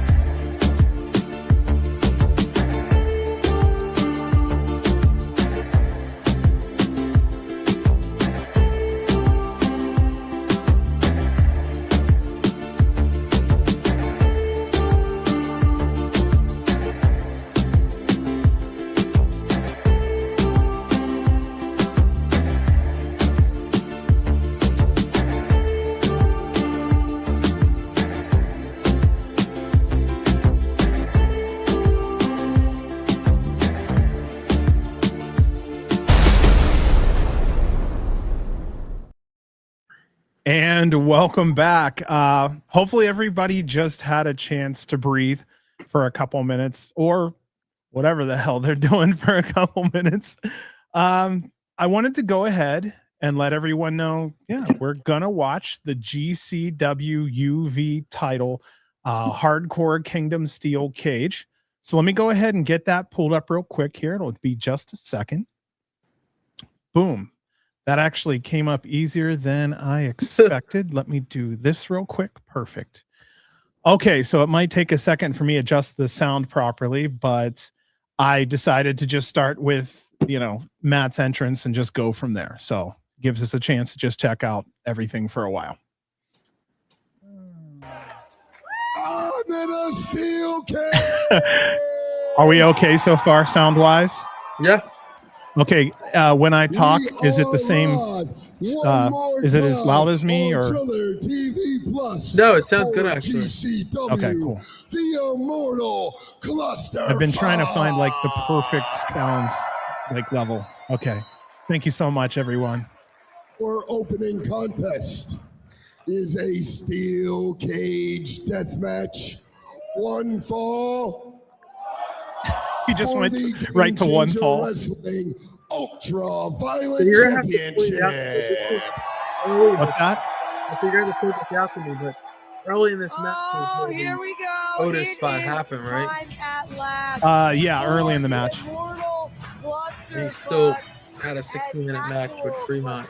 Yeah, which is mind blowing. Business to settle between Otis Coger and Matt Tremont.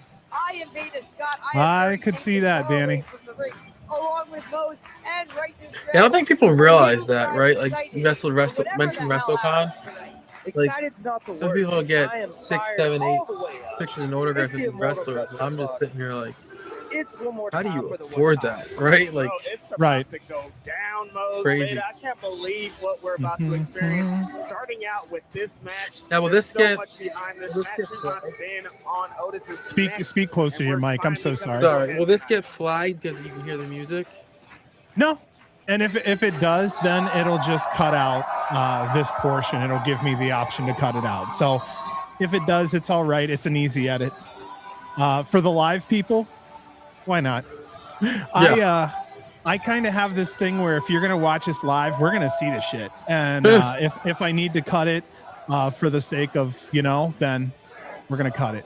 So, but yeah, I like to reward the people who tune in. That's why I try to do those intros and shit like that. Like those are specifically only for live fans. Yeah.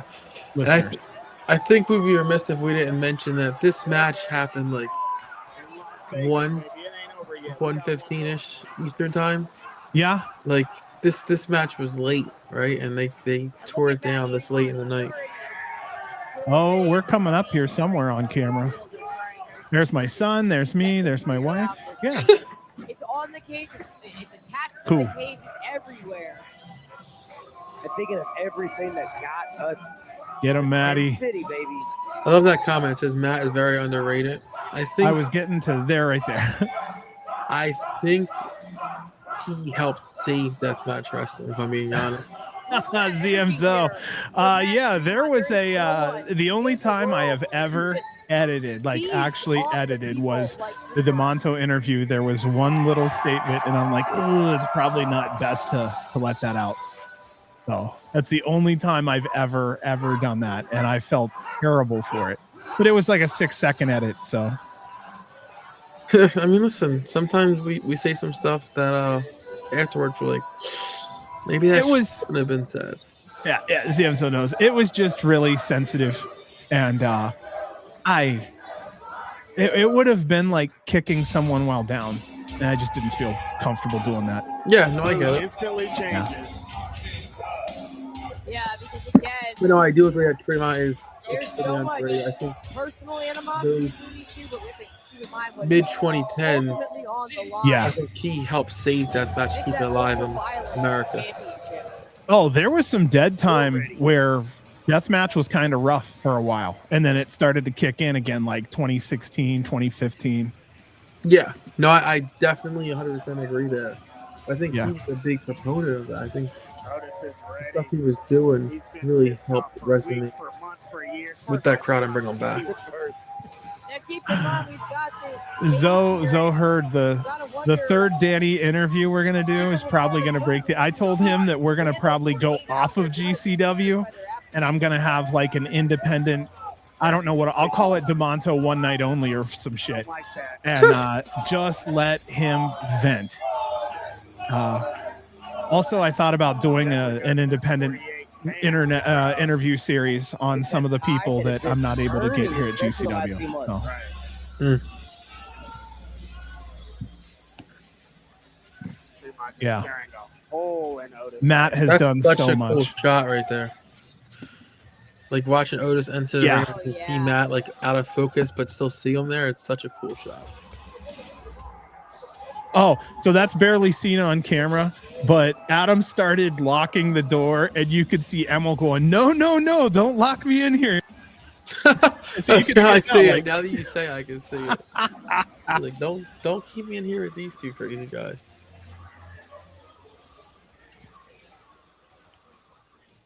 You know, I've tried to ask, but I know no one can put into words how much stress it must be to be in one of their shoes right before a match like this starts. Introducing first.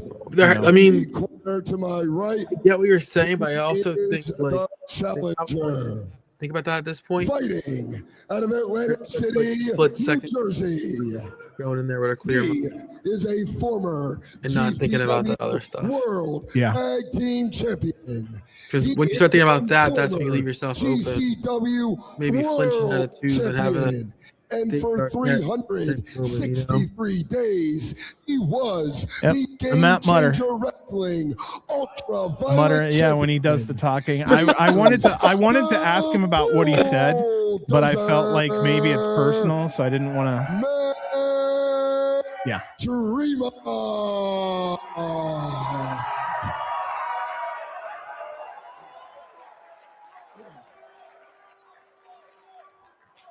Love that green color. To my left. Oh, in the background, yeah. Out of West 48th in Cleveland. Representing the family-born gang, Vandal 48. He is the current, reigning, defending, Game Changer Wrestling Ultra-Violent Champion. This is Otis Kogan. Emil, the Awesome. luckiest man in Las Vegas that they let those ring introductions happen, honestly. Now get out of the cage, Joppa. Hurry up. Yeah, it's funny hearing like raining, How about Emil's defending. night last night? You're like sitting here like, Yeah. not for long, right? Hey, Not for long. Tornado DDT. This one was Some wild. revenge at last. Also, yeah, Oh, Otis's my weight loss goodness. journey is 100% impressive. I had a chance to talk to him about that. Looks so good. Up Yeah. that cage. Nowhere to Usually go. when you lose that amount of weight, it hangs on you loose. Done a damn good job on that. Yeah, no, I agree with that It's been a 100%. long week. I We'll think talk about it right now. Because No, we we're watch him so sleeping. much also, though, a feel lot that of right times now. you Absolutely. forget how much he's actually off, right? Because he's Oh, yeah. in front of you so often that I don't think you get to actually like. or do you just kind of appreciate let it. it play out? You know, it seemed There to we me go. that Matt Tremont came out where he was kinda eyes on the It's a good way to cage, take the like, temperature of the room, too. exactly that way. It's like what Tells he him to get the spotted fuck up. that he wants, or if they want to just go to blows right off the bat. Yeah. I think he spotted what he wants. It's Otis. With I his like eyes right now. Otis's Locked in. stomping. Yeah, there is some of that. I don't Oh, even need a before- weapon to before the start match. this, just these fists. What's that? You said before the match, like 92 days ago, I believe. yeah. Otis I'm winning trying- that title. Because now that you said he got, I'm really Yep. interested. Because like I said, Oh, it's that happened was rough. over time. And as we Even though I saw, don't remember how big Otis was, so I'm Otis Kogan apparently a little and distracted the trying to look Whole at League it. have made it so deeply personal. Oh, no. Yeah, For he was a big for boy. Go the back whole about Tremont 2-3 family, years. Honestly, by going after Matt, that Like, some of the just 2024 atrocities, his career could have been ended so many times. There were moments where we thought it was over, and whoa, right there, Otis. Oh, Matt just cleared Otis. There's not a clear picture. I'll look it up And later. instead, the bulldozer is here. I love when a locked match in starts out with a cage. bang. I really do. It helps. I didn't know if he was going Get to the make it. fans He's into it just early. Athletic. I mean, the size of the bulldozer to be able to. that's to not get where he out was the other injured, way. was Oh, that it? was a big slice out of the I arm. think of it might have Otis been. Kogan. Pulled his pad over Smart. the top of it. Now that you said it, I think that was where it was. Face first into the tubes. So I Otis- talked to him after Otis the to match, those but I can't tubes. remember where he He's was bleeding on wrapped. his arms, definitely going to be bleeding from the skull at this point. Now that we know what we Getting know, his that's revenge interesting early. to see that. Opening up that Okay, wound a little everybody's bit more. saying that was it. Whoa. So So, in yeah. that moment, he Face knew, first again like, into he the knew tube it was and bad. into the cage. He Yeah. just pulled up his Gets arm in the cage sleeve alone, and kept brutal it enough. trucking. And Like think to about me, the that way just out, like right, with that jagged a glass. different level of toughness. There's also barbed wire wrapped around the top of some Good of the point. cages. And the fork. The fork. Now I'm starting to watch to see if blood comes through that pad. Now, Tremont taking Yeah, I'm his probably time gonna here. be mesmerized by that also at Those this right point. tubes also. Now I'm trying to remember if it was this Stabbing match. The fork in the, oh, that In the was in the eye. eye. What was There that? was a match where he was really rough with that fork, That and eye normally shot. he's Oh my so God. with it. Yeah, I mean, Ogre I don't already like bleeding when and they staggering. zoom in on the fork spot. 'Cause I feel like sometimes it ruins Again, not just into the tube, the but into gimmick the of the fork. Yeah. as well. Other side didn't show now I've with always the been fork. one where if you're gonna get a close up, you better cut that son of a bitch. Yeah, Black Abdullah. yeah. Don't hold your hands over the The other question is going to be the blood loss right away. But I also don't think it's on the every wrestlers second to that know goes that by. they're getting that, right? Like, Yeah. Coger's gushing now. And Tremont not done on the other side of the ring. Yeah, and that's true. Just like you keep describing, Beta, the cage is also there too. Raleigh That's taped him up. Raleigh is the he does great with first aid. He's the one who runs the Nile down in Phoenix. okay. Yeah. I think So you mentioned this this before. I just want, I mean, you got to think. so this was an interesting match. I think this was the one. There was an emergency bag underneath my chair most of the time. So in case someone had to grab it, I could just throw it to him. Looks like 'Cause Tremont has some It's a fuck blood ton quicker. flowing Nobody down kind of below. knows that. So I wanted to kind of let him in. So they were Uh, expecting that kind of craziness right off the bat. Yeah, this was one of those things where immediately, instead of digging under the ring, it was so much easier for me to get it or throw it. Yeah, Raleigh almost got injured. It was a night.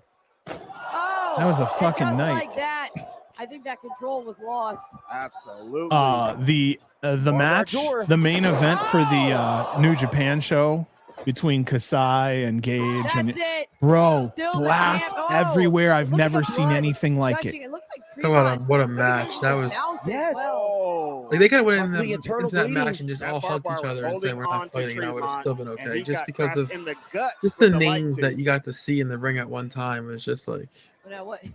it's incredible, man. Ogres. Hmm. He's got a chair in hand with Tremont. Not that I laid out, don't want them to defenseless, and all the have to glass drop out over of the it, top. but The glass didn't break, and sometimes that's even That sucks worse. right there. I feel bad for Absolutely. those guys for that. Pisses off Otis Coger. Now this one's gonna hurt.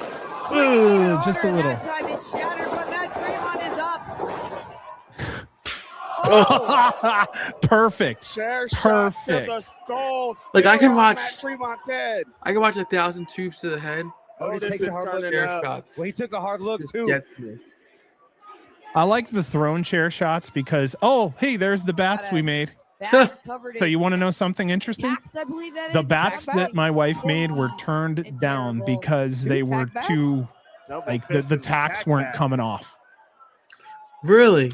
Yeah, Oh. so they had to on the take Was that an arm. the, issue You can after the instantly first see show? blood coming out of- Oh, what's that? the tacks are Was that sticking issue to after the flesh. Oh my first show? I goodness. forget the name of it that you used. Look how shiny his head The is. bats for, or did they come up after that? Oh no, what happened was we made 4 new ones. So there's actually blow 2 the arm. more that are unused somewhere. Coger, But they used 2 of them. But yeah, they had to take each because we gorilla glued the Yeah, I remember you saying that. yeah, so they had to pull the tacks off and then tape and then put the tacks on. I felt terrible. They did that. Yeah. Oh yeah. It took 2 of them a while to do it too. Look at Matt Tremont's head. But guys. Good job FYI, by Envy. arm. those 2 turned it down, but in Vegas, Vipress didn't, and Vipress used those in Las Vegas. Poor woman ref. Someone said, "Oh, Scarlett is awesome." Yeah. Awesome Taking ref. a lick of Yeah, Matt they Tremont's have a head. great- Oh my goodness. Trio. I can't get over those thumbtacks. He's picking the Huh. tacks out Hey, of Tremont's But they have a head, great, We're gonna worry about great him, Reg. group of refs in GCW. Oh yeah. picking the blood off the blade. Getting thumbtacks flicked off your head with the blade. Sorry, my What? eyesight is not the best. Oh, and now on the other Uh-huh. side of the I'm ring. currently in and the also process the of other trying to get side of glasses, Tremont's but head. It's I work Get a insurance is haircut. crap, so it's not always that easy. Now to the arm. Oh, you're good, man. We know that Coger's So if it arm looks like is I'm all sliced splitting, up, it's because so I'm is actually Tremont's now. splitting to And see no, between the close-up webbing spots here. of the My finger. family works in Oh. eye care. No shit. We're actually all with glass. Like we all sell glasses and stuff. That is hilarious. Yeah. Tremont's screaming and blood's coming out of his mouth. as You he's sick screaming. fuck. And his head and his And hand. His head, his arms. Oh. Oh my gosh. Ooh, Hmm. tube across the back and another. And now Coger Oh. continuing to bash those tubes. And let me ask So I wanna Yeah, you ask could you- what see- percentage you do could you see actually insane tonight, dust right? in the Nowhere air. near 100. Yeah, I want to ask your Right. opinion on this. Uh-huh. Has been battered and tubes to the bruised head. countlessly. Right? Past few months. Yes. I wish there was Oftentimes like at a the universal hand way of people the sold Coger. them. 'Cause I This feel like is some kind of the people like beats that Vandal sell it 44 great and they put do on it Matt matches Tremont and to there's get other us people to who this just walk through it and don't even flinch. constant. And I Uh-huh. feel like the discrepancy amongst wrestlers is I don't huge. like this. And sometimes it's like I'm not gonna say it's like a turnoff fight, but like it's like I didn't feel confusing. it. Like Then brought it down that heavy. guy Now went down, stabbing but Matt the other guys walked directly in through. the head. not edge of selling the light tube, the tubes in a broken death edge match of is the fucking tube. lazy. Mm. Opinion, Just skull personal on skull opinion, and now. I've never done it. All But this you're is a sick talking about the individual, you fact guys. that someone Every is time no Matt selling breathes, that or barely heartbeat's just selling blood light tube pouring out of his shots. head. They're not doing their job. Yeah. Yeah. So what happens is the Trash industry can hurts to for the it. dome. That's like what everybody was saying. They used to have ladder matches and these guys would fall 8 feet off and they'd act like they're dead. But one day there was a janitor who went up and had to change 2 lights. He was like 12 feet in the air. He jumped off the ladder, landed in the ring, and it didn't fucking hurt him. And all the wrestling fans were like, oh shit. So far here. Oh man. Yeah. So, I mean, I look at it as lazy. You're fucking it up for everyone in deathmatch wrestling by no selling the gimmicks. Yeah, no, I agree 100%. Oh, this was a look at the pool of blood under his head. Matt's down. Matt's rocked. Whoa. No, he's not. Agree. Poker's trapped up top. Chair to the head. They're trying to fight over this chair. Poker's got hands on it. And look at the blood continuing to flow. That was a hard one. This Poker into the glass. into the center of the ring and the center of the broken glass. Off the top rope. Tried to flatten Tremont there, but Tremont getting out the way just in the nick of time. That weight loss, right? Everything we talked about with Otis, able to fly a little bit more, still have that size down. But Matt Tremont is standing somehow. Great point. Blood- If you're gonna no sell, Yeah, build blood it to at flowing least from 2.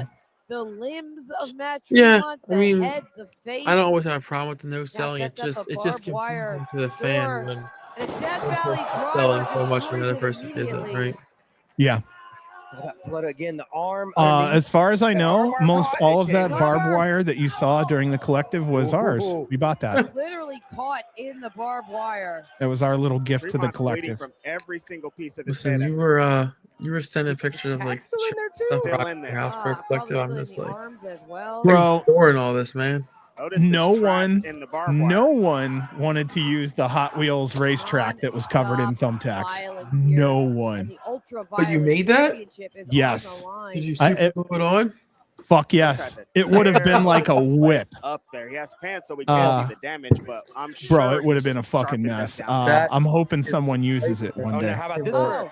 oh, Trip down memory lane. yeah, taping. But yeah, I can Otis actually Kroger to the honestly say ropes. my Last time my we saw wife's this, it was bats were Tremont so hung up. violent that these two wouldn't use them. They're right.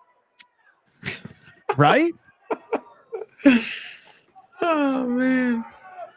Where's the hardware Kroger's gonna store? be defenseless Okay, I'll tell here. you how we did this. Nowhere I to got go. some Amazon tax, like 500 for $5. Tremont And then got we something went in down mind. to the dollar Wants it store back for in wiffle blood bats. right So the now. wiffle bats were $5 each, and it was 250 thumbtacks per wiffle ball bat, so it's about 250. So the weapons were $7.50 to make each bat.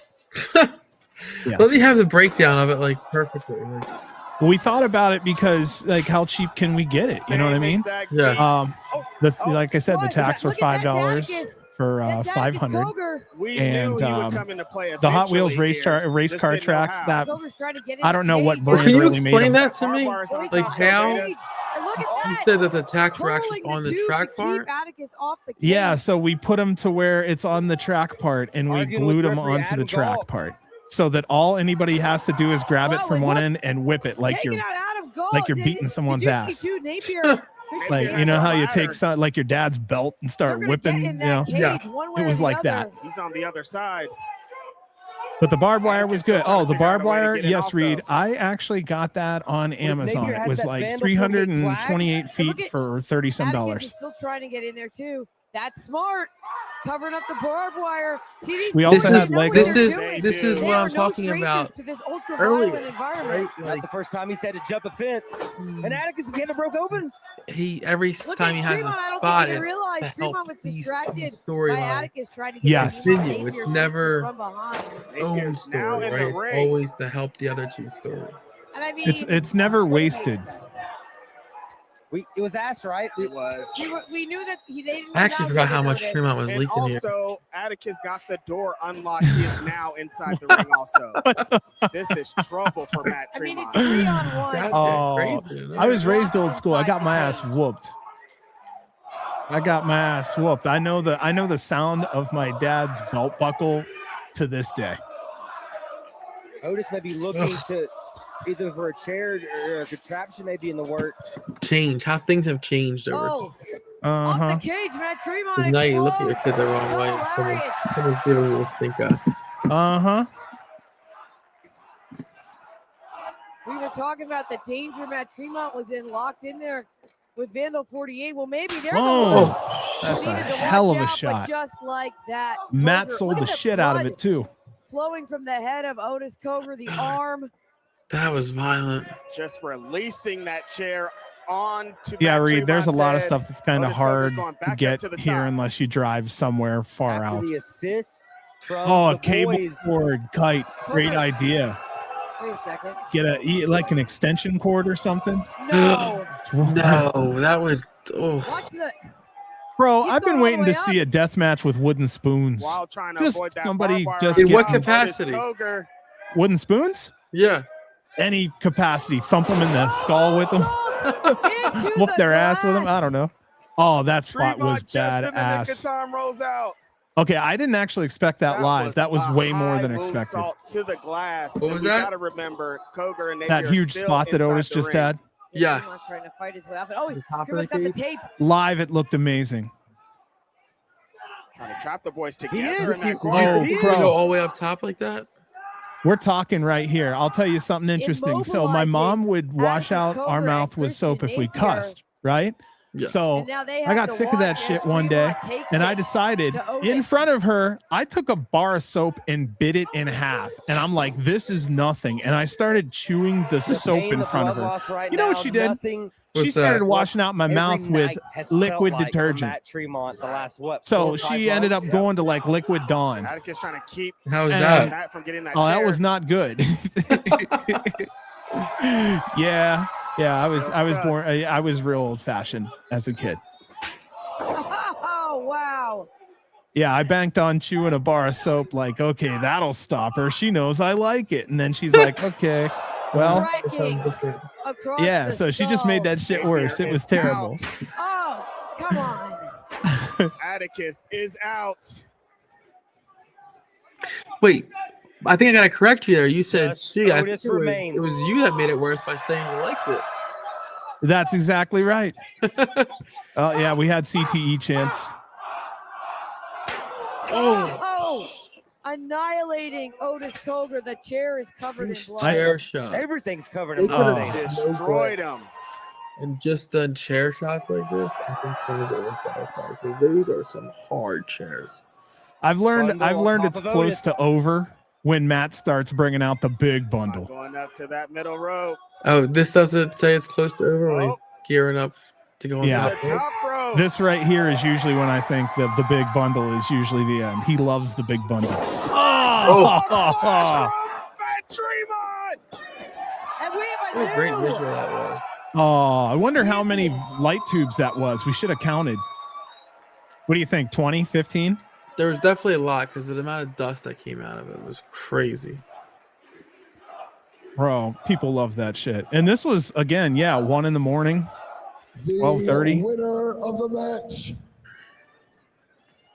and new Game Changer Wrestling Ultra I wonder- Violent Champion This Brett Matt did that injury. Tremont. Matt Tremont reclaims the gold and puts down Do you Vandal think they 48. maybe Look at pivot this on the splash. fly because they didn't know how bad that arm was? Explosion of glass Hold and on. a victory Hold on. here for Matt. Look at We'll leave it right there and then I'll jump back here real quick. Give me a second. Sounds good.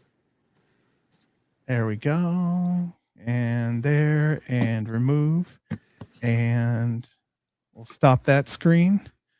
We're going to a 2-person 1-2. There we go. Oh yeah. 2:30. Yeah. Yeah. What do you think about that question I just proposed? Do you think that outcome changed at all because of how bad the injury was? Oh, that's a great question. That's really a great question. Because we're sitting here like why after all those months of chasing did we just take it off him to give it back to Tremont? But what if he was hurt and they had to get it off him, right? Like what if what if he had stuff that underlying we didn't know, and then plus this injury. But I don't know. I always wonder about that in matches. Oh yeah, I don't know if we'll ever know unless we ask either of them, but I could see where your line of thinking makes a lot of sense. Yeah, it really does. Another time you can use that thinking is the alley spot in New York, right? Like, yeah. You always wonder what if, right? Like, we never talked about that off the air. It's good you said something. remind me after the show. Sounds and we'll good. talk a little bit about that one. That's a cool match. Sounds good. All right. So yeah, that was the GCW Ultraviolent Title Hardcore Kingdom Steel Cage match. That's a mouthful right there, bro. Yeah, it was a lot. It's a lot to say. I had to slow down just to get it out right. Okay, so we've got that underway. You know what? Let's talk, because I used to get my ass whooped as a kid. Okay, what's worse, the belt or dad break? No, you know what? It wasn't my dad breaking toys. I had a younger brother, the one who passed recently, and he used to take my GI Joes and twist them. And if anybody knows, GI Joes are held together by a hook and a rubber band. So if you turned them sideways or whatnot, they would snap back to their original position because the rubber band. Yeah. So that little fucker, I mean, he's like 2, 3, 4 years old. He'd be twisting the shit out of everything. And we didn't have a lot. So I'd come back and my shit was all broken. And so my mom and dad had to like take rubber bands, like regular rubber bands, and kind of put them together. And the fuckers never worked right. And I'd be like, I hate this little shit, you know? So, I mean, I was a pretty good brother. I never really broke much of his shit, but yeah, he's when you're 3 years old, you know, and I'm younger, 6. Right? Yeah, he's 3. Yeah. I'm 6. I let it fly. Makes sense. Yeah, makes sense. Yeah, doesn't mean I didn't piss on his pillow or something to get him back, but you know, far on his pillow, give him pink eye. I'll piss on his bed and then blame it on him. You know what I mean? Yeah. Did you have a dog? No, but that would have been perfect. I would have totally shit in his bed then. Shouldn't have been and blame it on the dog, even though you don't have a dog. They're like, fucking Rover has really got some smaller shit. Like, what is going on? Yeah. It was the dog. What dog? Yeah, what dog? Yeah, it must have been the neighbor dog. Came in the house and shit on my little brother's bed after he fucked up all my GI Joes. Yeah, exactly. Oh, right then. Let's go into one night only from the 2300 Arena in Philadelphia, PA. First question I'm going to ask you, Joe, have you ever been to the 2300 Arena? Oh, a lot. I was there like 3 weeks ago for Fourth Rope. I go there as much as possible because it's such a historic arena, right? You got to just be there. So how far are you away from it? Oh, I'm in Northeast Philly, so it's probably like a 25-minute ride from my front door to there. Not too bad. Okay, so it's not too much. How long was the ride to get there? Like 25 minutes probably. Okay, so it's nothing too crazy. Yeah, it's like literally 2 minutes from all the stadiums. So GCW is coming over there. How many people do you think they should get in the place, and how many do you think they're going to get? Well, that's the thing. I was reading numbers on this place, and I don't think it's accurate. It's saying that a sellout is 2,500, but to me, it just seems like it can fit so much more in there. But I do think they sold out all the seats, right? I think right now all that's left is general admission. So I'm excited to see, because I feel like when a place is more full, I don't know, this might sound weird, but like it adds to the wrestling. Like the fuller the building is.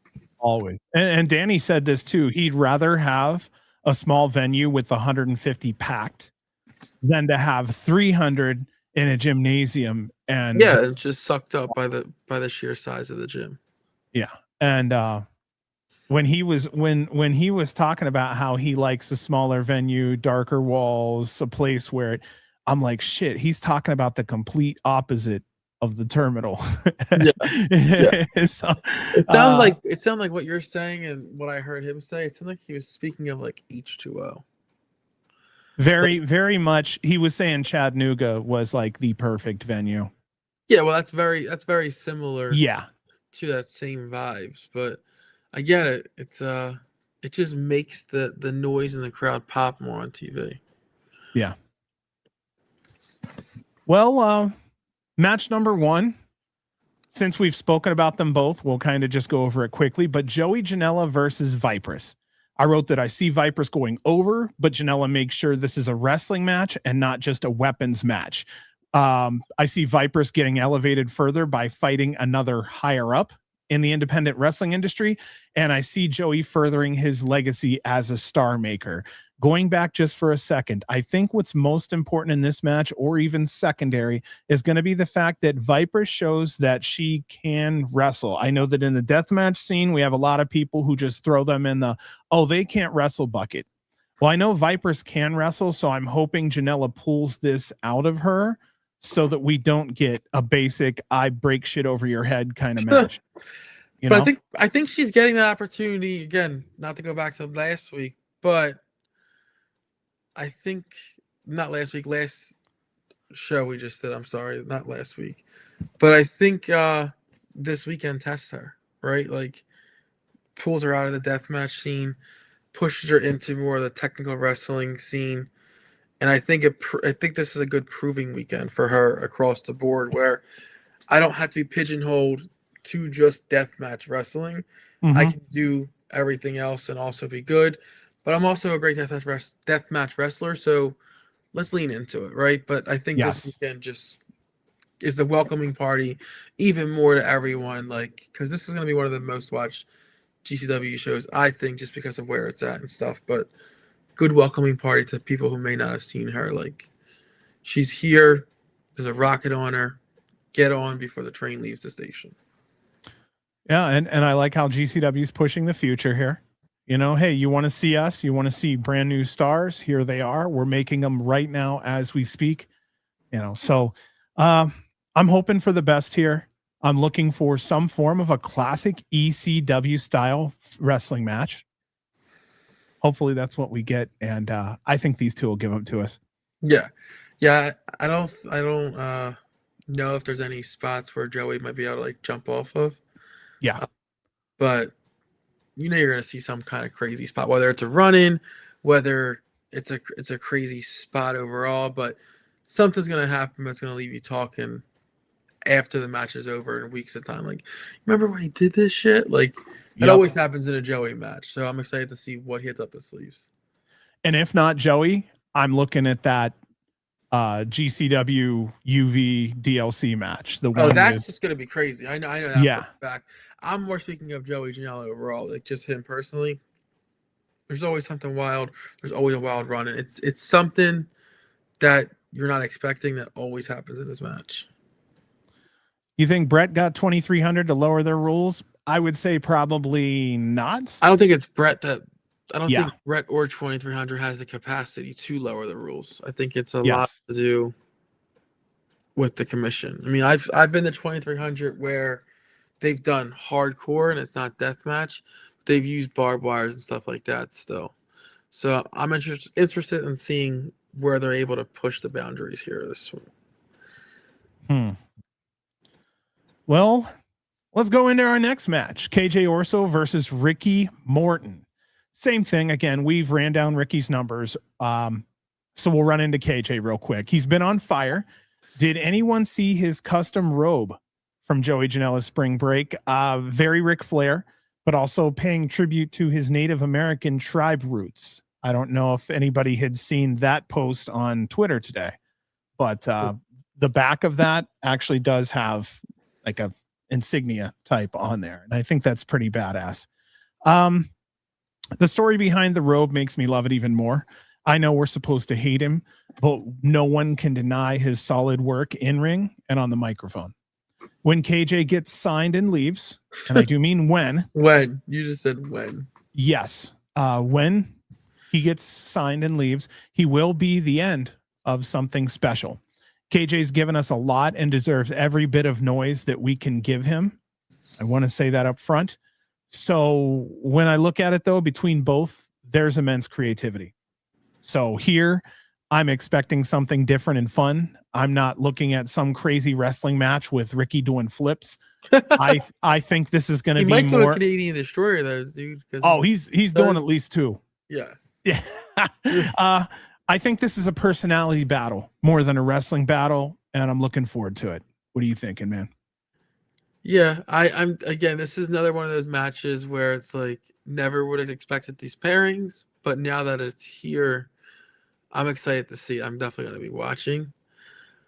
KJ obviously goes over here just because, like you said, he's been on fire recently. He's a regular. He deserves this win. It doesn't do anything for Ricky to win this match, right? Like, okay, you beat KJ. Like, what does that do for you? Mm-hmm. So for that, I think KJ comes out on top. There we go. Ishmael saying they hope that KJ gets signed to TNA. Ishmael is probably the biggest KJ fan on here, from Fuego to KJ. You can even see there's a mask with him in his picture. Yes. So super fan. And yeah, very protective. And will better not interfere in this one. Do you think Kerry Morton will push Ricky out of the match? Oh. Now I think Kerry already has a match, right? Yeah, I'm sorry, I'm not picking up what you're putting down with that one. Sure. So what if Ricky's in the match with KJ and somewhere Kerry Morton gets involved? It's possible. It's possible. It's possible, but Kerry's a heel. Unless he's helping KJ, which then who would help Ricky?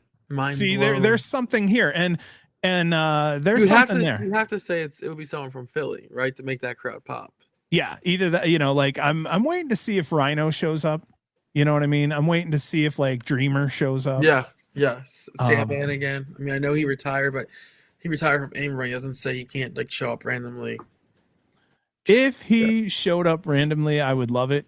He probably won't, but that's another thing is I almost thought that maybe he'd want to retire at the 2300, but it's such a bigger show at Collective.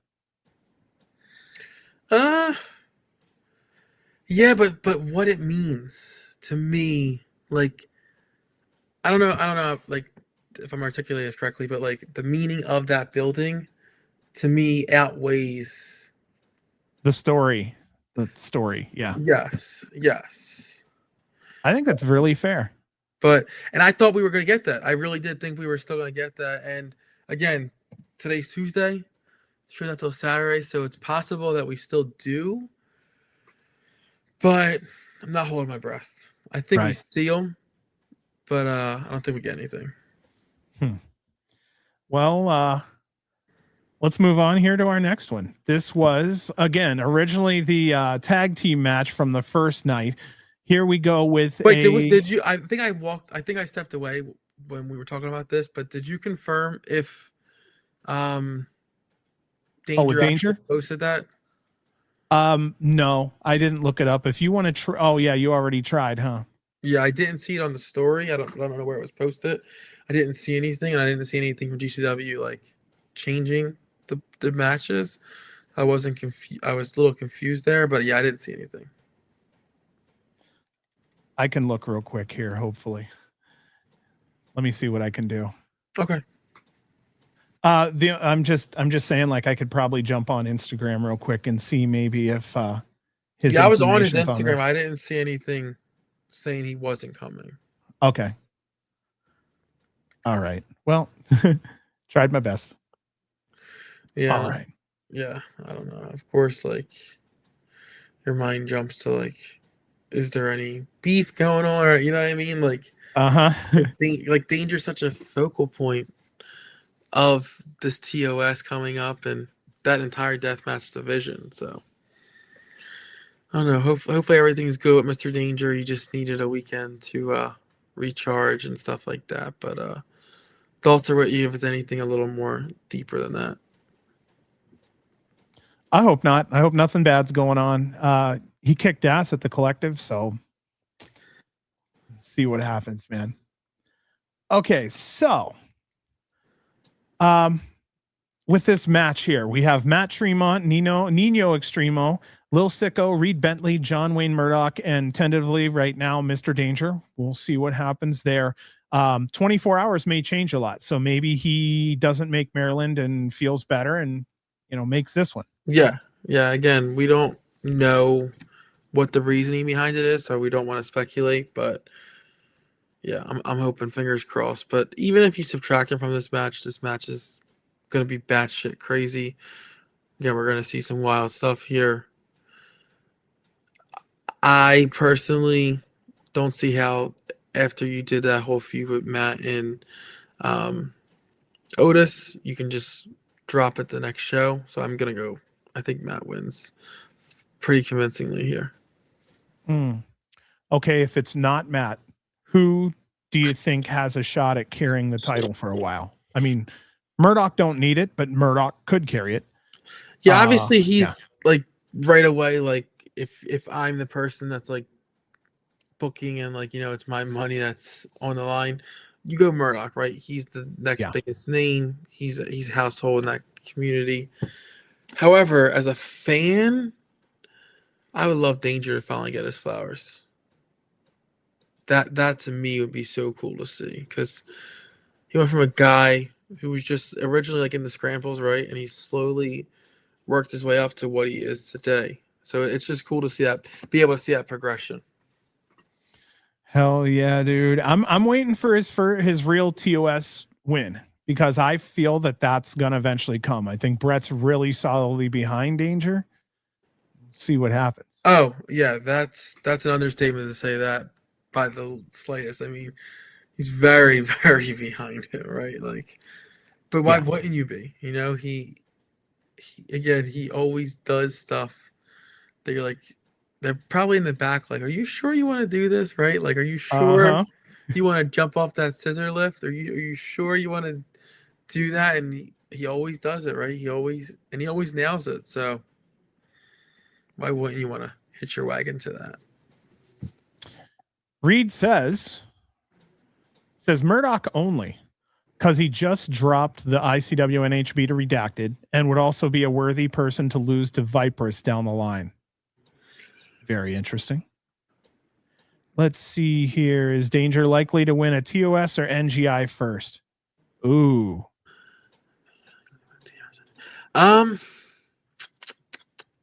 Yeah. To me, it doesn't matter. Yeah, I don't think. I don't think, like, if I'm thinking about it, like, I don't really like have one ranked higher than the other one. I think they both matter within the company. So I don't think like, oh, well, he has to win NGI to then be able to step up to TOS. I don't think that is an actual thing. So I don't think it matters one way or another for me also. Okay. But let me ask you that. Do you think one is more prestigious than the next? Like, do you think TOS is over NGI or NGI is over TOS? Or in my mind, I look at it as awesome deathmatch tournament. Yeah, you don't say like, oh, well, TOS is more prestigious than the NGI. No, sir. No, I'm in that same boat. Yeah, I feel like that's the situation, honestly. Is whatever is the right time by their standards is fine by me. It's still a touch early for him to take that big win, but in a year, you can't say he didn't earn it. No, I mean, I think you could say it now, though. I'm being honest. I think you could say it now. Yeah. But yeah, I don't know. I think this close to TOS and stuff, you don't need it. And then just considering what happened 2 weeks ago, you don't need it yet. Also, GCW just released here not that long ago a Marcus Mathers promo. Yes, I did see that. Okay, yeah, because it looks good. I'm not listening to it yet, but from what I see, he's, we'll see how it goes. Yeah. No, listen, I think someone's already said it in the chat. Like, Atticus wins clearly, but it's still just cool to see a kid. Like I said it already once, but it's cool to see a local kid get the opportunity in that stage. So that's just cool for me to see. Oh, all right. Here we roll. The big one. The last one that we have. This is the main event, right? This is the main event. It should be. There's only been 4 matches. 5 matches announced now? Yeah. So normally on a show that should have, Brett likes to do 9, big shows can be 8, 9, or 10. Yeah. We only have 4 announced, so that tells us Well, that 5. something. Yes, 5. So there's a wide open 1 or 2 matches there. We can bank a scramble. That would be 6. Yep. Gringo Loco still doesn't have an opponent, so I could see where Gringo gets a match with someone. Yeah. Yeah. I don't know. I see that because he was one of the advertised names, and there was another name from not mistaken. I'm pulling it up right now. Sorry, where they had him advertised. Is Otis? Otis isn't in that match, right? Because it doesn't just say Atticus on the card; it says Vandal 48. Right. I'm guessing Right. we're gonna get if he's healthy, we're gonna get Otis in some capacity also. I hope so. I like a good story. Like he's healthy and he's working. Yeah. You Yes. know? That's the biggest thing, right? He's healthy.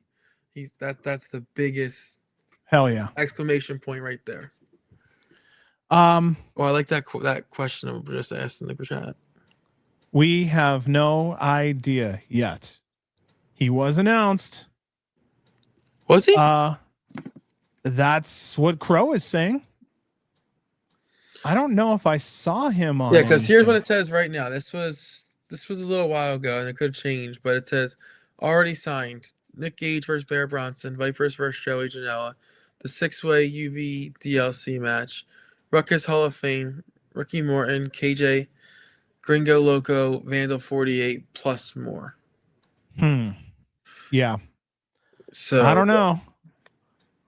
I just know things always change every now and then. So whatever we see there, expect 2 or 3 little tweaks. Just Yeah, because that's independent wrestling. But Effie does move tickets, right? So I feel like if he was going to be there, that's announced. We'll see what happens. He was on Instagram. Yeah, Gage versus Bear is totally the main. Oh yeah, definitely the main. Effie has issues with Chic. Well, yeah, she. Right? Am I mistaken with the turnbuckle? Yeah. Yeah, gave it to Allie when originally they were trying to play neutral, and finally during that match gave in and gave it to Allie. So there's reason to have beef there. And Manders has a match here. Help me out off the top of my head. Or no? No, these are just what you have here is the only matches that were announced. Yeah. Okay. So otherwise, I'd say Manders work his way in here somewhere and maybe have Effie fuck with it. But yeah, but he's not even announced as No. a name right now. yeah. I don't think I've ever seen. And they did do a spot where they had the picture of the guys who were going to be there with no matches yet. I don't think I've ever seen a one night only picture made for him. Oh, Screwball would know this one for sure. Sheik won't be in Philly. Sheik is announced for the same wedding show that he's going to this weekend. So Wait, that Screwball's going to this weekend. wedding show? Yeah, there's probably a themed show going on out west here. Oh, okay. I was like, the Yeah. wedding has a wrestling show? That's crazy. I see a lot of special attractions. That's what I'm anticipating. I Yeah, just well, don't know who. I mean, listen, this is historic, right? Like we said, the last time they were there is 10 years ago, and that was when GCW was still in its infancy, right? Like this Yeah. is totally different beast now. So I hope they sell out every single ticket here, and they stack that place, and they show everyone what wrestling in Philadelphia can be. Well, they need to also make a point that in modern independent wrestling can fucking hang. Yes. That's what needs to happen.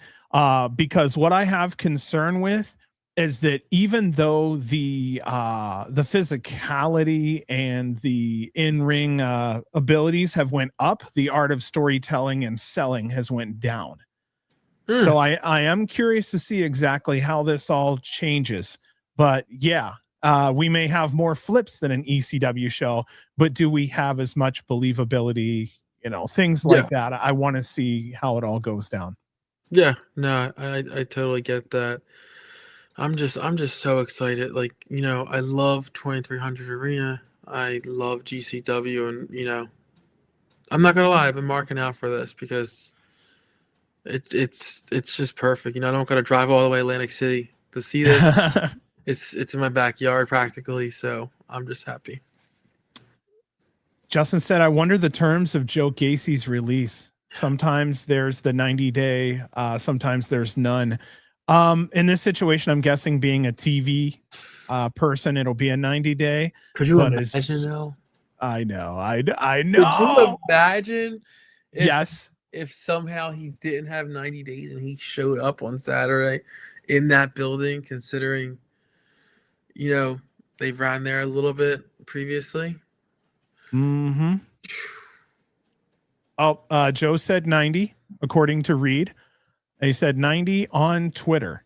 Oh. Yeah, but once that 90 days is up, boy, we got a different situation at GCW. Yeah. So what would 90 days be? Right now it's April, May, June. So like June 29th? Let's see. So April to May is 1, June is 60, July is 90. Okay, yeah. So late July, early August. Whatever's around there. That's a long time, man. And especially like during those bigger months where you would get a lot of bookings, that sucks. Late July. There's nothing listed for GCW late July yet at all. So does anybody know if there's anything special that GCW does in like the fall? Let's see. Because something tells me the fall would probably be a great time for something to come through, but I'm like, okay, what could it be? Art of War, maybe. Homecomings in August. Homecoming is August, yeah. Or sorry, September. My bad. No, homecoming weekend. Yeah, it's like the last week, right? Yeah, my dumbass forgot there was homecoming in LA. I think you just answered the question. Mm-hmm. That matches up perfectly. Well, let me ask you this, because me and my son's a huge Wyatt Six fan, so because he was a huge Brave fan. Does he show up alone as Joe Gacy, the deathmatch independent guy that he was before, or does the Wyatt Six show up and the whole place goes insane because the Wyatt Six is there? They would have to take on a new name, but they could absolutely stick together. Yeah, I think they could realistically like take over the indies, like the amount of bookings they would get if they stuck together. Mm-hmm. Right here, the Sick versus Vandal. Oh. Uh-huh. So we'll see. Wyatt Six and Vandals would be very interesting, and that would move a couple seats. Couple? Yeah. I like to say a couple. You never know. Yeah, just a couple. I mean, well, I figure if it was 2 or more, I was right. Yeah. A couple. I can't say 100. You never know, but couple hundred. I would easily say. Okay, so I'm with you, Screwball. At minimum, Joe shows up. Anything past that, I'm going to consider bonus. I love the idea. If they do, though, holy crap. Do you think, and Screwball, you can answer this too, do you think that's the case because you don't think some of the people in Wyatt Six have interest in doing indie shows? Or do you think it's just because GCW won't do the full Wyatt Six? And we also have to think about travel. Where's everybody traveling from? Yeah. Because if 1 or 2 live overseas because they go back home or whatnot, there's a possibility you end up with something like that. So yeah, I don't know. Joe also seemed to like the idea of Dexter being with Dexter. Gacy and Shaw being a great addition to any scene. Eric Rowan has ties with Brody Lee Jr. Obviously, he could definitely showing up there. And before we go too far, how many of those may be, taken by TNA or by AEW's machine? So we have to think about that too. That's why I think Joe definitely, we can see him. I could see Eric coming down for sure. I don't know. Yeah. Nikki Cross. I think Nikki has enough of a personality to do great in independent wrestling, but just after that WWE money, does Nikki want to continue? Yeah, that's what I was wondering too. And plus, If I'm not mistaken, if I'm speaking out of line here, just someone correct me. She's not American, right?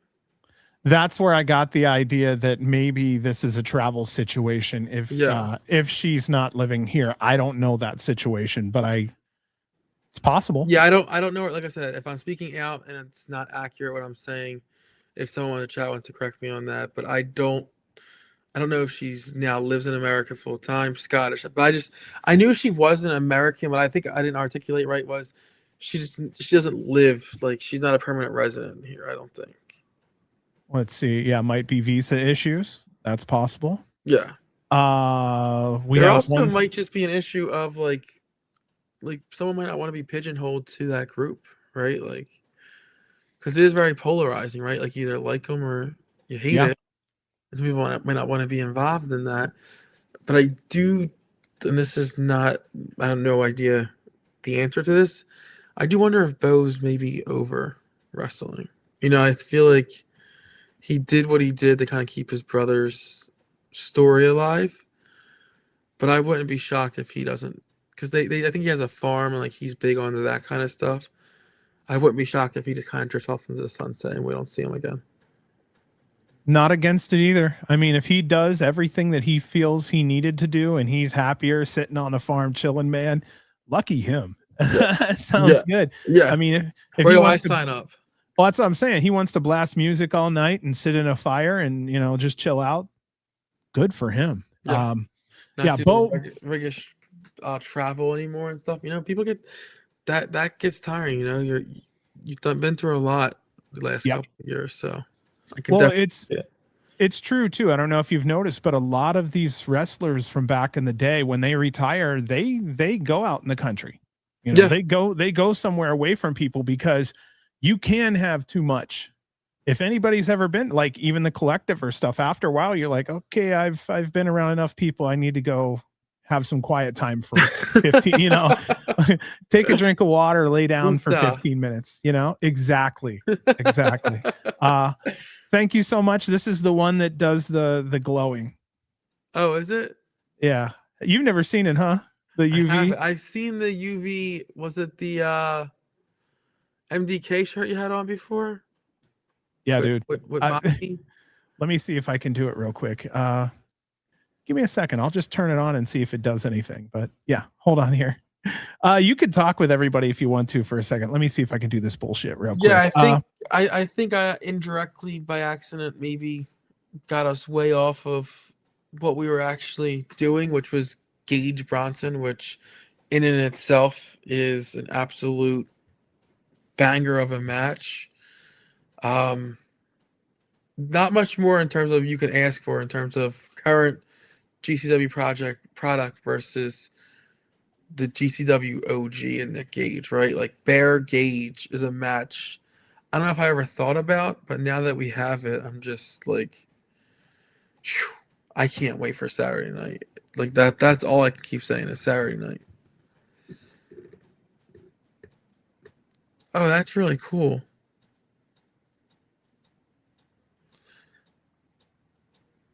I almost got bitten by the bug there. Yeah, so lighting changed a little bit, but yeah, this thing glows. Yeah, you can kind of see it. And Reed just had a good comment that if you could pull up.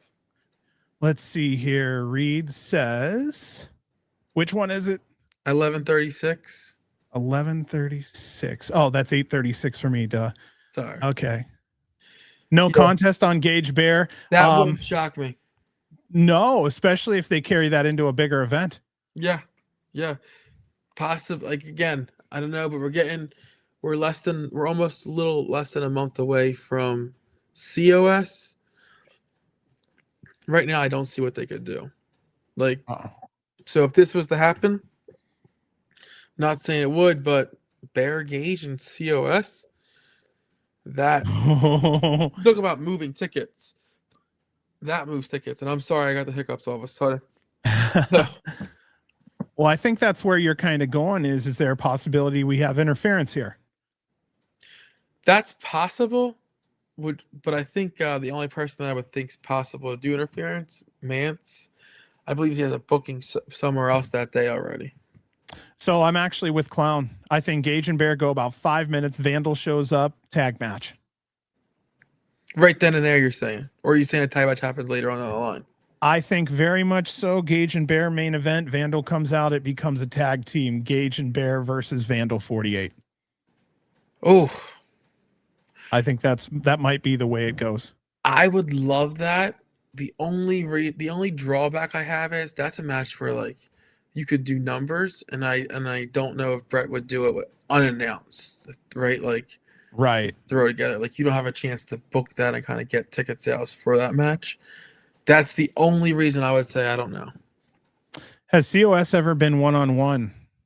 No, I think the whole reason for that is the team. Yeah,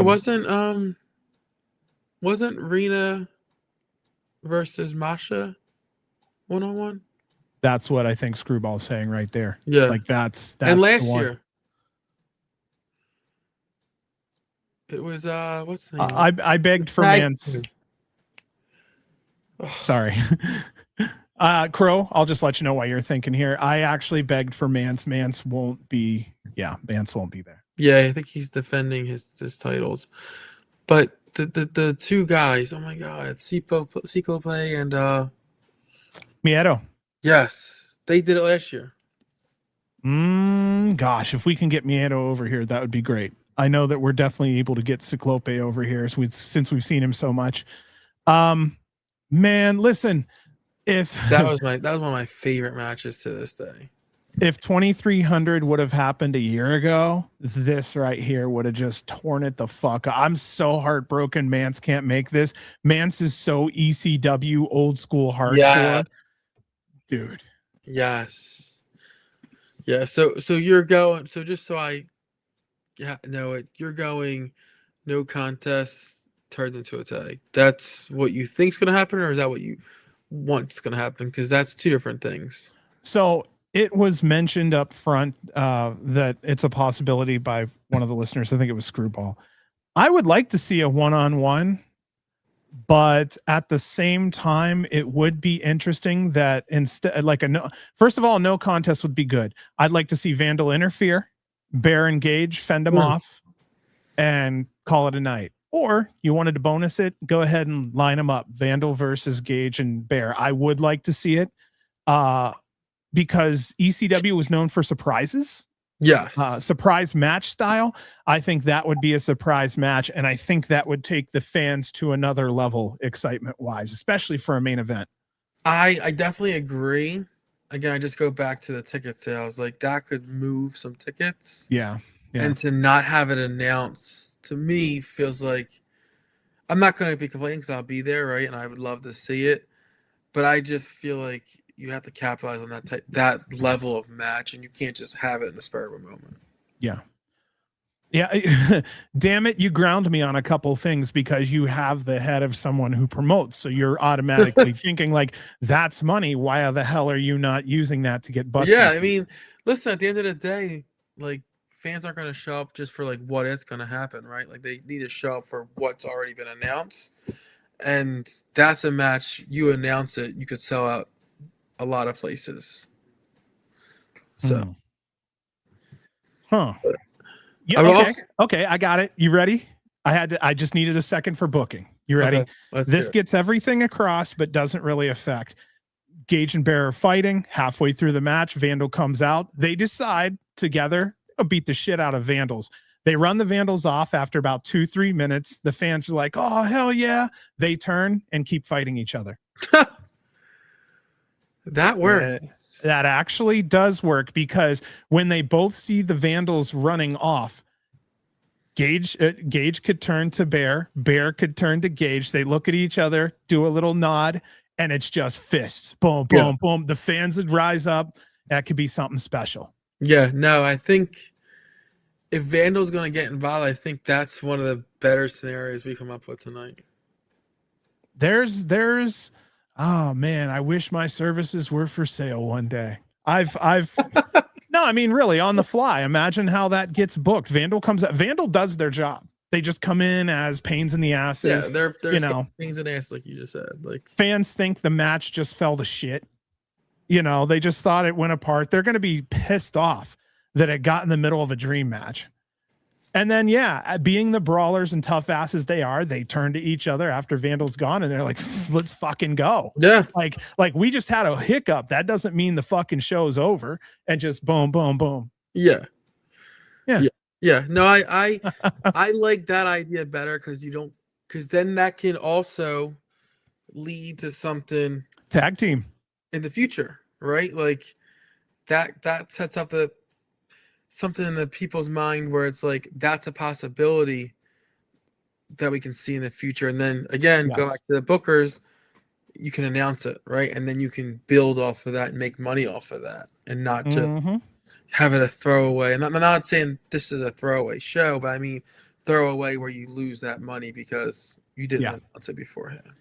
Yeah, I like the little peek that not only are Gage and Bear fighting, but they can work together. Yeah, for the same cause, and then they come apart. So this actually teases the fact that they could even tag team together and bring that into COS or bring that into Art of War. Yeah, because listen, Gage is the face of that brand when he's there, and Bear over the past year and a half has seemed like he's slowly becoming more and more the face of this GCW era. So it feels like a clash of errors here with that. I just want to see Bear look good up against Gage, and Gage puts the guy over as something special. Do you hear someone revving their engine? Yes, is that what that was? Yeah. It sounded like originally I thought it was like someone was moving a chair or something, like scraping against Nah, the floor. I got a neighbor with a sports car, and he has to make sure we all know he's starting it. Like the typical sports car guy, you know? Yeah. Like, and I'm like, what? Yeah. Okay, great. You're the fastest guy to the next red light. Listen, that happened on my block. This guy across the street had one of those big souped up pickup trucks. And every morning, 6:30, doesn't matter if it was Saturday, Sunday, he would rev his engine like 3 or 4 times. I'm like, bro, just start your car. It's not that serious. Just start your car. Get it. You're compensating for something else. Maybe. I want to put this up real quick. Sion said, I've got a late night curry TV dinner from Walmart. Hope I don't regret it. Pro agrees the curry is great. I'll be honest with you, Cyan. If your guts come out of this in one piece, I'll consider you lucky. Cyan says, I love curry, but the frozen dinner ones are hit and miss with my... I knew it. I hope I don't curse you at all. But I mean, if you shit yourself, I told you. Little Danhausen? Let's talk square pizza. Dude, Detroit style pizza. Go get it at any Walmart in the freezer section. It's just a brand. Detroit style pizza. Badass. You know how frozen pizzas are usually thin and shit?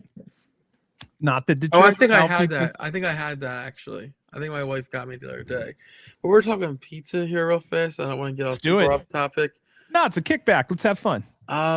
Deep dish. I've never had an actual deep dish, right? Like I've had that Uno's bull crap.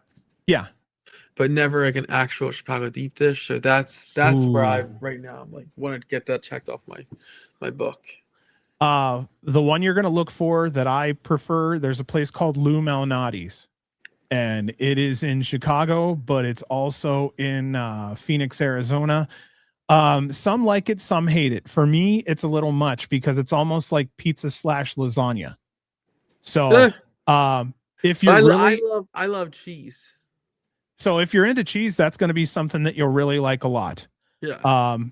You can even, like some places, you can even order like meat sauce and shit on the side. So you can tell them, go heavy on everything, light sauce, then bring the sauce on the side. Yeah. Yeah.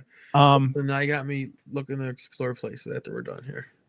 Let's see. I wish I knew some places that are like family or long, but yeah, it's not easy. Yeah. See, Malnati's, Lou Malnati's is those like that shows up on a lot of specialty pizza places. So if you're honestly taking a trip, spend the money one time to say you did it, because just do it one time. Yeah. But yeah, man, it's a thing. I like a thinner crust style pizza, but dude, you get it once. It's I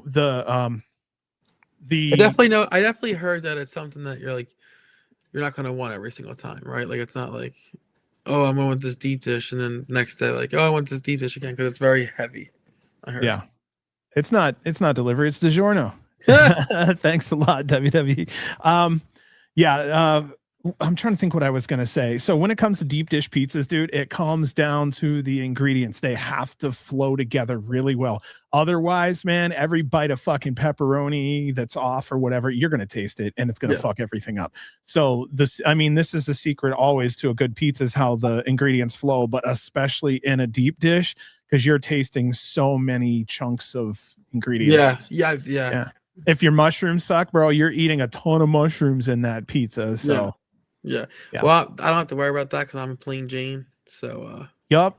I'll do. Oh man. Okay. So basic pepperoni mushroom is badass. Want to get fancy pepperoni mushroom, banana peppers, and bacon.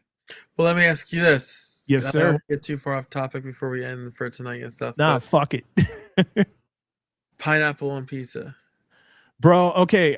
If somebody orders it, I've had one, like a good piece of ham with the Hawaiian. Like it's cool to have the savory and sweet. Okay. One piece is cool. You know what I mean? But you're not cool with just getting an entire pizza like that. No. I need my pizza. I can't do the, I can't. But I mean, if someone gets it and says, "John, man, here you go," I'm cool with it. Gonna try. I don't do anchovies. I've tried them though. I don't recommend everybody do them. They're slimy and weird. They're like fish. I'm really surprised they used to put them on pizza at all. And black olives I don't do. Don't they also use that in Caesar? Yeah, Caesar salad gets those also. It's a real Caesar, yes. Yeah, it's mind blowing. Yeah, too fancy for me. Yeah, no thank That's you. why we're talking about Walmart frozen pizza, my friend. We're fancy around here. If it has cheese and sauce and I can make it in a snap, I don't care where it comes. School pizza till the day I die. I don't understand how schools didn't do fundraisers where they sold school food. I would kill for some school pizza. Oh, but which ones? The circle ones or ones that came in the box? The ones that were like rectangles. Yes. Yeah, man. Yeah. Those were kick ass.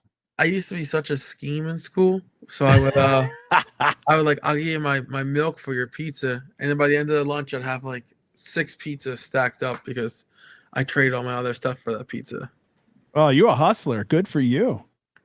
It's not really good for me now because I'm yeah, it adds up in calories, huh? Yeah, exactly. I'm dealing with it now. I'm the kid with all the pizzas 10 years later. I wish I wasn't the kid with the You're the kid with all the diabetes. Not that I have it. Not that I have it, but they could have all been working against you this whole time and been like, let's just pancake this motherfucker's pizzas and do an over under on his life, 34 plus or minus. Whoa, 34. Hey, I'm a plus 34. We're doing good over here. Yeah. What happened? I don't know, Reed. We just started talking. It's all good. We're talking about pizza. Talk about pizza, Reed. Pizza. Reed walks away to piss and doesn't think we ain't still talking about pizza. This is big boy talk around here. Okay, let's get us back on track. Nick Gage versus Bear Bronson. To both of us, it sounds like this is our main event.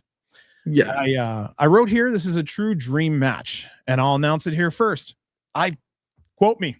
We're in the era of Bear. Yep.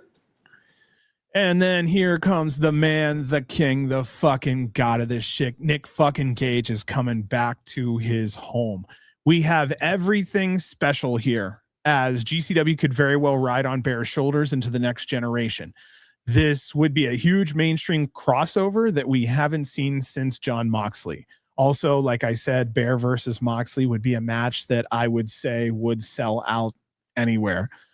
Nick Gage's been doing this for 28 years. This will be Nick's 146th match at GCW. He is also a 28-time champion.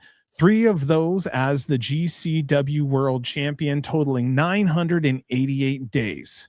Now, again, we talked about this. Do you think there's one more run in Nick at all, or do you think it's just a waste?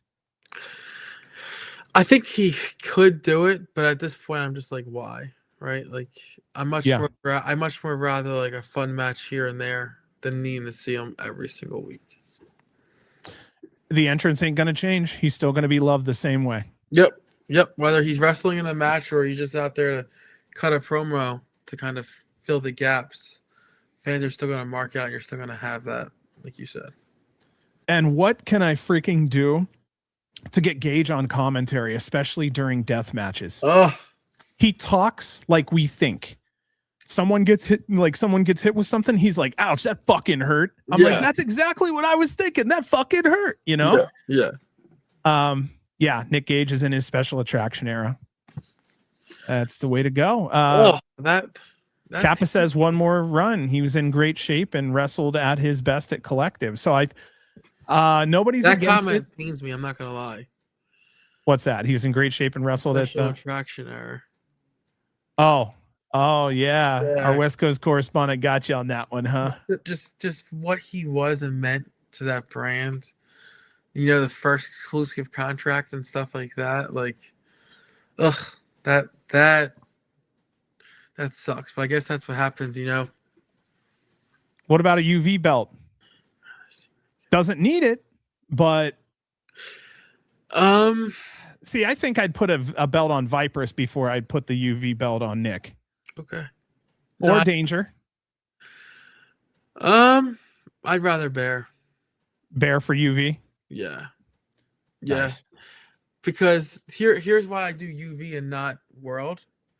Because just say TNA eventually gets their panties in a bunch again and lose access to them, I think it's easier just to pivot from the UV title than it is the World title.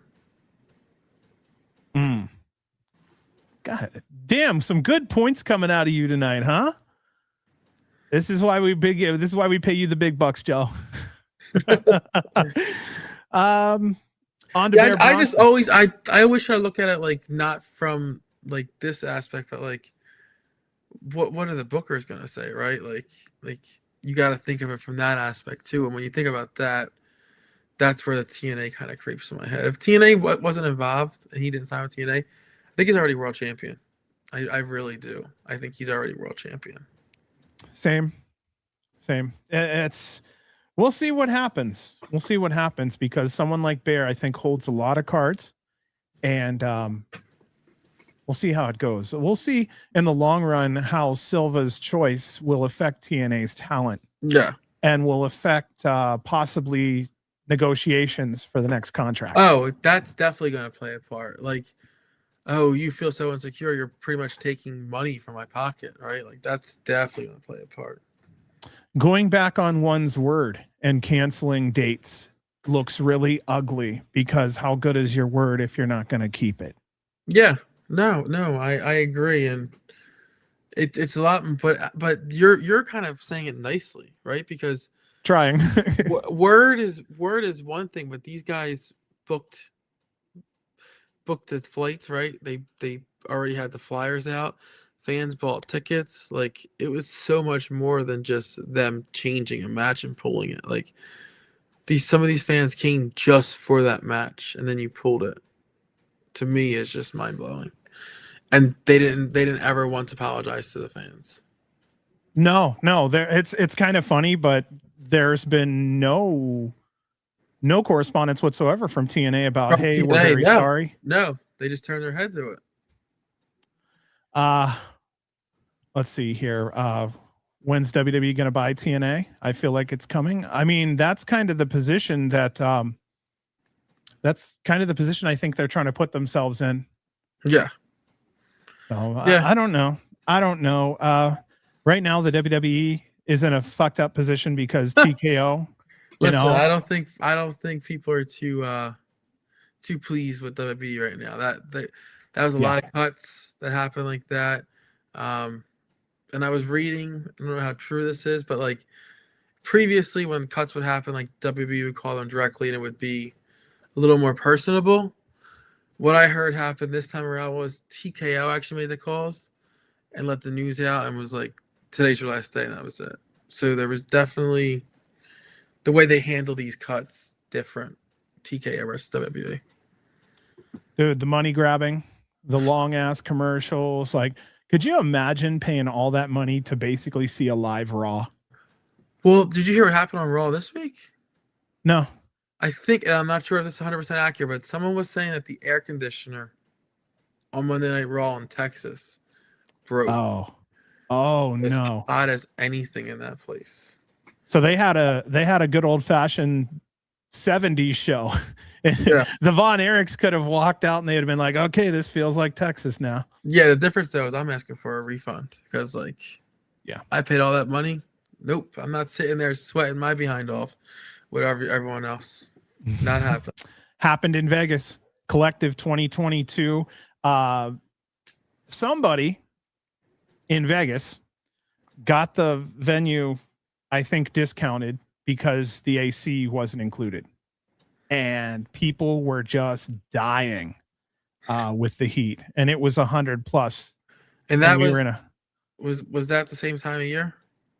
Collective 2022 April. Okay, so it was yeah. No, it was wild. That's rough. WWE sucks, says WWE sucks. GCW. I wonder if how long they've been waiting to say that shit right there. It's good to see you, WWE, as always. That was May of 2022, so it was even worse. Shit's been wild, dude. I honestly think if there was, I think TKO is they're milking the fans, knowing that they're gonna kill wrestling. But I do think they're neglecting their biggest, and I don't know how he got into this, and I apologize, but I do think they are neglecting their biggest demographic, right? The middle class has always been WWE's, bread and butter. That's always been the fans. You see it there constantly. The prices that they're charging currently for the product is squeezing the middle class right out of the product. Mm-hmm. Like it's literally turning fans right to AEW, right? Because their tickets are reasonable, right? For example, New York coming up, like $35 tickets for a pay-per-view. You can't even get a T-shirt at WrestleMania for $35, right? Like it to me, and I don't want to rant about that because it's the GCW podcast, but like the fans at some point need to take a stand and stop allowing them to do whatever they want because it's WWE. Dude, surge pricing, the fact that they'll just charge. So that kind of shit is not about. Well, that's Ticketmaster, right? I think they're getting sued for that, actually. Yeah, and they should. Yeah, Ticketmaster's big rocket shit. Man, it's just the whole thing is weird. Yeah, having your shows split between channels, so it's $50 a month just to watch a pay-per-view and Raw, and then you got to add SmackDown on cable, and the whole thing is. It's a money grab. You said it before. It's just all a giant money grab. So this is something I had said before, but you weren't here at the time. But baseball has done this to where they jack up the prices. The average person can't go to a game. So it's basically just rich people who barely have the enthusiasm of a hardcore fan because yeah. So you have no enthusiasm at the game. The seats are still filled, but the team ain't feeling it. And neither are the fans. And wrestling needs that fan interaction, right? To make moments feel bigger. Right? Like the fans need to be involved when it's a big spot so that viewers at home know the magnitude of it. So yeah. That would be painful. I'm not trying to throw shots, but that would be painful. Yeah, dude. It's WWE is WWE fans' problems. I look at it that way, but you know what I mean? That's the way I look at it. I mean, yeah, but eventually, like it can affect. I mean, they're the leader in sports, right? Like in that sport, it could trickle down and affect everything. Every time I take a mainstream fan to a GCW show, they're like, oh my God, this wrestler, that wrestler. I'm like, this is normal. You don't have to mark out. Like he's going to be standing on the wall for the next 2 hours. You can go see him at any time. Yeah. Well, yeah, that is so true. Well, like I said, I have this thing where I want to get Ricky Morton on the show. My buddy that I brought that ain't been in a wrestling show since the 80s. He's like, yeah, I was just back here. I met Ricky. I'm like, you motherfucker. But it's funny with the overpriced comment because I don't know if you saw prices for the meet and greet that just happened for Mania. Ugly. Roman was over $600. Why? Oh my God. And this is because people will pay it. So here's what's going on. And he sold out. People forget that basically Roman is just Timu fucking Rock. Like Rock left and they're like, pull up another Samoan. And they're like, okay, here's another Samoan. Just if he's never lived in Samoa, just Samoan descent. Does he kind of look like, oh, let's get him the little booby tattoo that all the Samoans get, and he's gonna look just like The Rock. And then let's shove him down everyone's throats for years until they like him. That's my issue. And then that's kind of what happened was, well, then we got some knockoff Reigns if we get, the Usos in there. And then all of a sudden here comes 9 million others. And then WWE is basically a Samoan company, you know, and it's like, well, this is kind of weird, but you guys mashed the button too fucking hard. Like, just settle down a little. Yeah. You need Roman Reigns. You maybe need like 1 or 2 others and just stop. Like they've been pushing the Usos for years. They can't wrestle very well, or only one of them can wrestle, So, I mean, I will not tolerate Uso hate, though. I love the Usos. No. I remember watching them on a dark match like 10, 12 years ago. And they were tearing it up on there. But, man, yeah. Jacob Fatu's probably one of the few Samoan descent that really is a true has the Samoan character down. He has the crazy. He has all of that in him. Roman Reigns is a nice guy, and he was, yeah. And that grill, bro. My teeth are fucked up, but dude, he got those high beams on his grill. Like, God. Dude, he was shining during the match. Like, didn't someone mention it in one of the promos? He had the high beams, like those things were shining. Someone mentioned like your teeth are dinging or something to him during like one of the little stupid arguments. Yeah, I forget. I don't know. Now it's gonna bug me, and I'm gonna probably message you at like 4 a.m. like it came to me. I'm always up. No, but I mean the other thing is the WWE has just put this influx of basic ass, university and college dropouts from sports. Yes. And yes. I don't think having love for wrestling is the number one thing, but if you didn't grow up giving a shit about wrestling, fuck off. I look at it that way. Here comes all the opinions. It's just, I look at it that way because I mean, the biggest marks are backstage. And I always say wrestlers are just fans who are in shape. Yeah. So, I mean, that's kind of how I look at this. So, I mean, you better kind of love it. You have to kind of love it. Do you remember when Sasha was still in WWE? There was that big beef between Sasha, Bailey, and Alexa, because Alexa made a comment about how growing up she wasn't in love with the wrestling business, right? Like, yeah, she picked it up as an adult and then became a fan.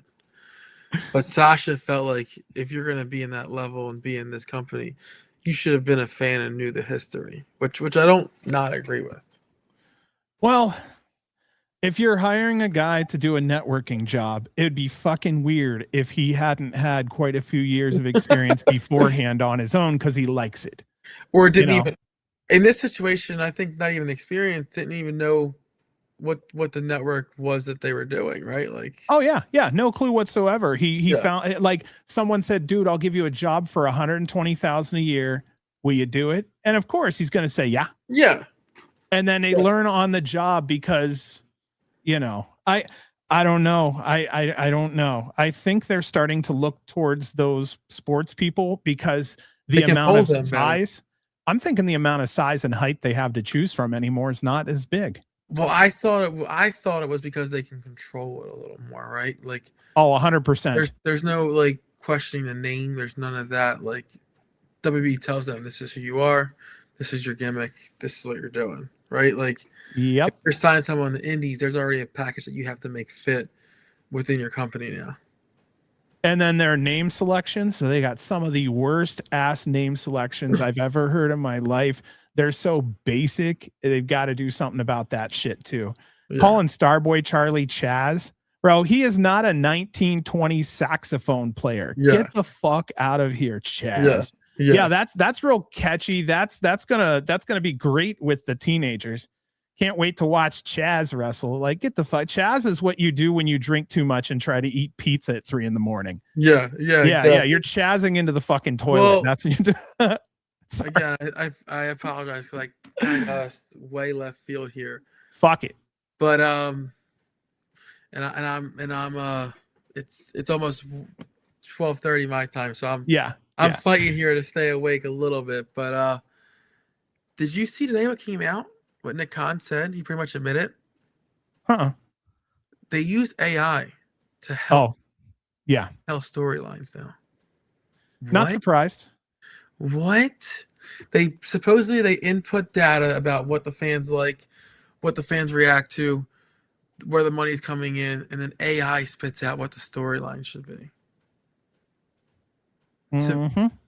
That to me, like, you know that song, The Day the Music Died? Primarily. That's like The Day Booking Died. Yeah. Bye bye. Like, to me, that song's playing when I read that, right? Like originality died when you did that. Yeah. I do know Redacted will be in Vegas. We're probably going to eat a burger sometime this week. Let me get through Bear, and then we can pretty much run out here and say goodbye. Sounds good. I don't want to fall asleep on this show, so I'm trying hard here. I'm actually learning that as it gets like quieter, as it gets like dark later in the night, that's when your eyes will slowly shut more.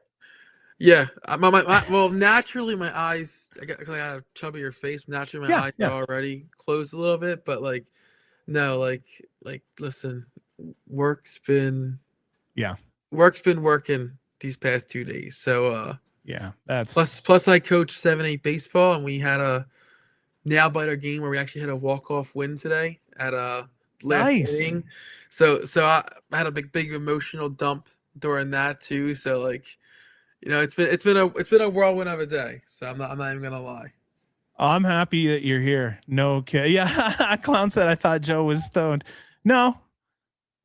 He just, you know, has to deal with the fact that it's fucking midnight on the East Coast. I'm East Coast. So it's a little bit later here for me.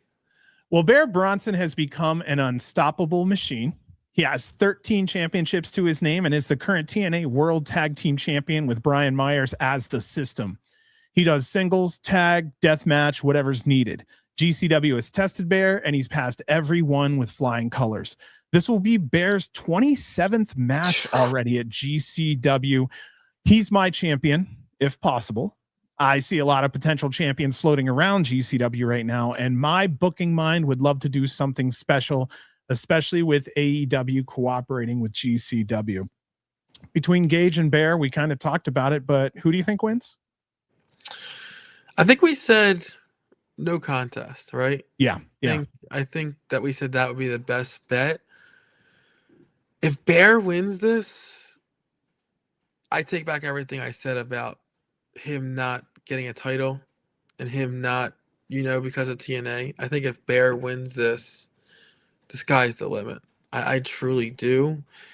But I don't know. Like, in Philly, the history there with Gage, history there with prior companies that Gage worked for.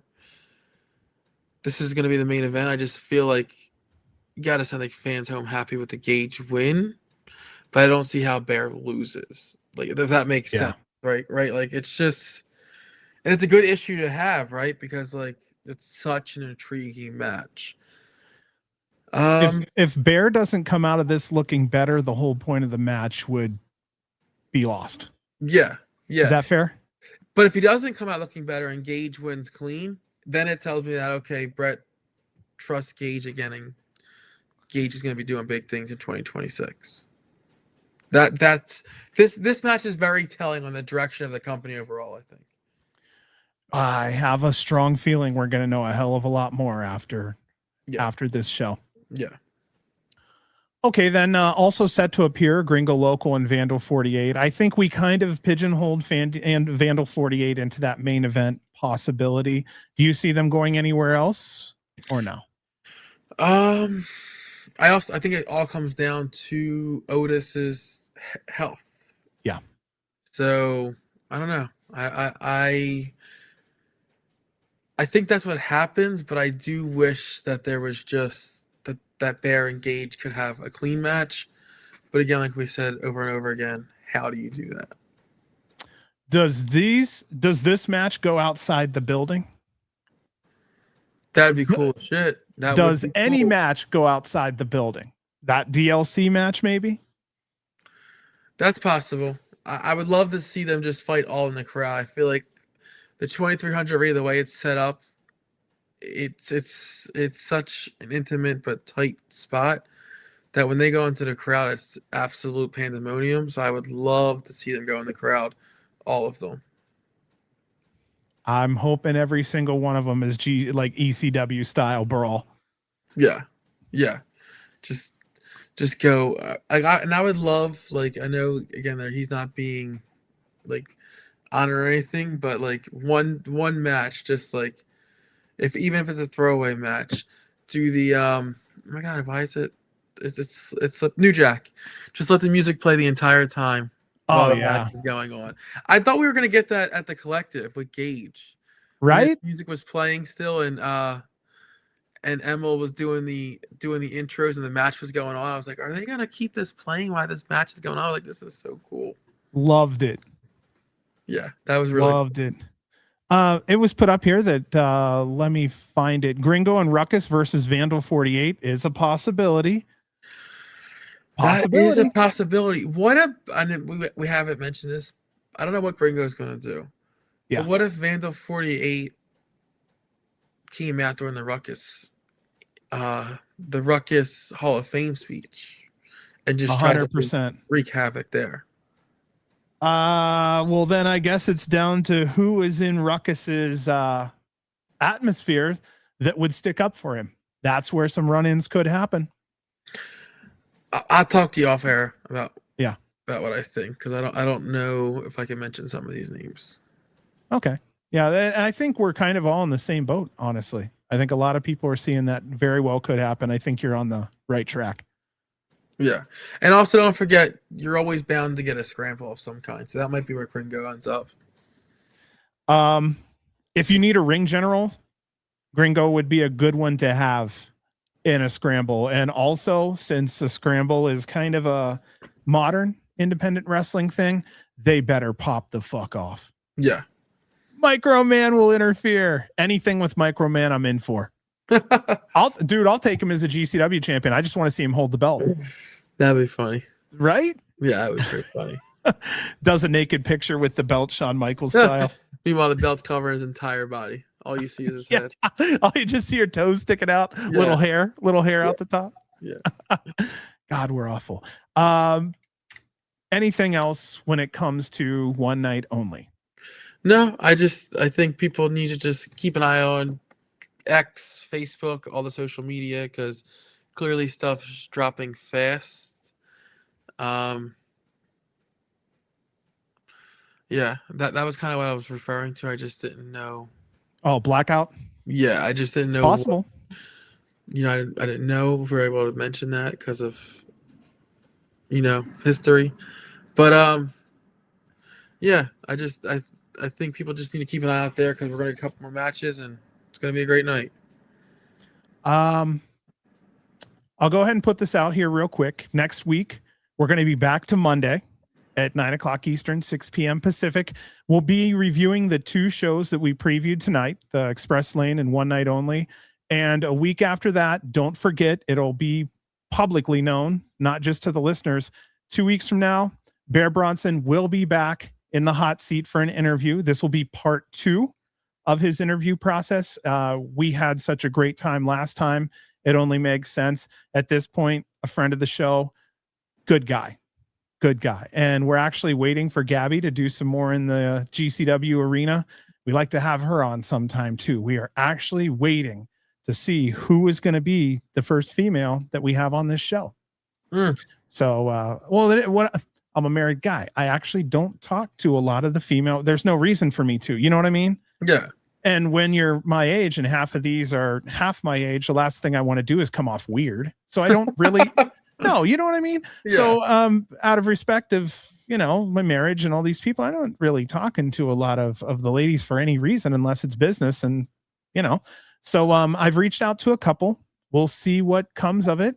I would like to see one female in particular before her TOS performance, but we'll see what happens and how it goes, and we'll go from there. Gross says, "Oh, John, y'all are getting me. I'm pretty chill." So, yeah, self-awareness. That's one of the things you really have to do, especially in podcasting. You have to be totally self-aware of where you lie, who you are, how you fit in the industry, what the industry is, and go from there. We'll see. We'll see. I haven't given any names, but I've given enough clues where I do have some goals. So we'll see what comes of that. Anything else you'd like to say, Joe? Oh, I got something. We've had Joe now for a couple weeks. If anybody would like to say something nice or like to say something regarding Joe being on the show, many of you have listened for hours now, and you've had a chance to judge him just a little bit. If you have something nice to say, or if you'd just like to give us a comment, by all means, give Joe a little love right now. He's earned it. Also, I will be at One Night Only this weekend. So if any listeners are there, come up, say hi, what's up, shoot some shit. Yeah, no, I definitely am. Definitely am. I'll be better. Let's see here. So I think my last minute thought in my unspoken Nostradamus. Yeah, I'll go with clown. Great addition, wealth of knowledge. You, and I'll say this, the reason why I think you hit some very interesting things is because you have a promoter's mind. So because of that, you're able to see some angles that we don't, being just fans. So you have that benefit that the rest of us do not have. Joe's cool. First time seeing him. I missed the last few weeks. Oh, Cyan.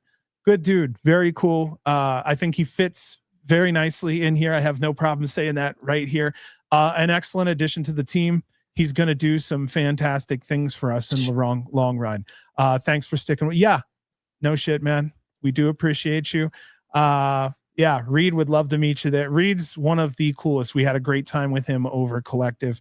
And I'll also be at TOS and COS. Booked the room the other day, actually, on Monday. So I'll be there for both of those also. Once we get you kind of like tooled in a little bit, I think we need to maybe see if we can have you open like a kickoff show from the East Coast. You know what I mean? Like I'm from here, you're over there, and then yeah. Sounds good. We have a little over a month and a half, I think, to. Ooh, it is possible, huh? Yeah. All right. Fuck yeah. Okay. I want to thank everyone for being here tonight. You know how it is. This was an extra show. So for those of you who showed up just for the preview, just to kick it with friends, thank you so much for doing that. As always, I see a lot of the same names in chat. You mean something to each and every one of us, and each of you adds something different to our chat. And I don't know if you noticed, but we have a nice little web here, and when someone's missing, we can tell. So thank you so much for that. You can find Joe at Woods Wrestling 3. You can find me at GC World Podcast. Joe, do you have a show this week on Thursday? We do. We took a week off because of the NFL draft, because we do it. Our page that we do it on is predominantly football. So we took a week off last week to do the draft, but this week we will be back Thursday, 9 p.m. Hell yeah, 9 p.m. Eastern, 6 Pacific. You get a chance, go over to Woods Wrestling. Just check out what Joe's doing. You're going to see a ton of links from there. They go live across Twitter too. So this is something where you can see them almost anywhere.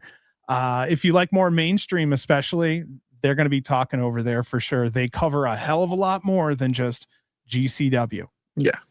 So Joe's got his feet in many buckets, and I'm jealous, but not jealous. You know what I mean? That's a lot of work, man. Yeah. If you haven't already, please like, subscribe, and hit that bell. Thanks again for those who donated. If you could, just to help us out as listeners, leave a little message on the video, something. Brett does see that. So any little thing you do really does matter. Thank you so much for that. Any other parting words? I like to just give you that moment. No, I'm just excited for this weekend. It's going to be a great 2 nights, and I'm excited to come back Monday and hop in and talk about any of the shocking developments that we may see. Hell yeah. Well, thanks again for hanging in. We got probably 6.5 hours to 7 hours worth of video for everybody this week. We hope that was enough for right now. Yes, right here, Cyan says, good night to everyone. Thank you so much for choosing to spend your time with us tonight. I'm getting tired myself, but we will be seeing you next week. And I think it's time we send them out like we always do, Joe. Long live GCW. Good night, y'all.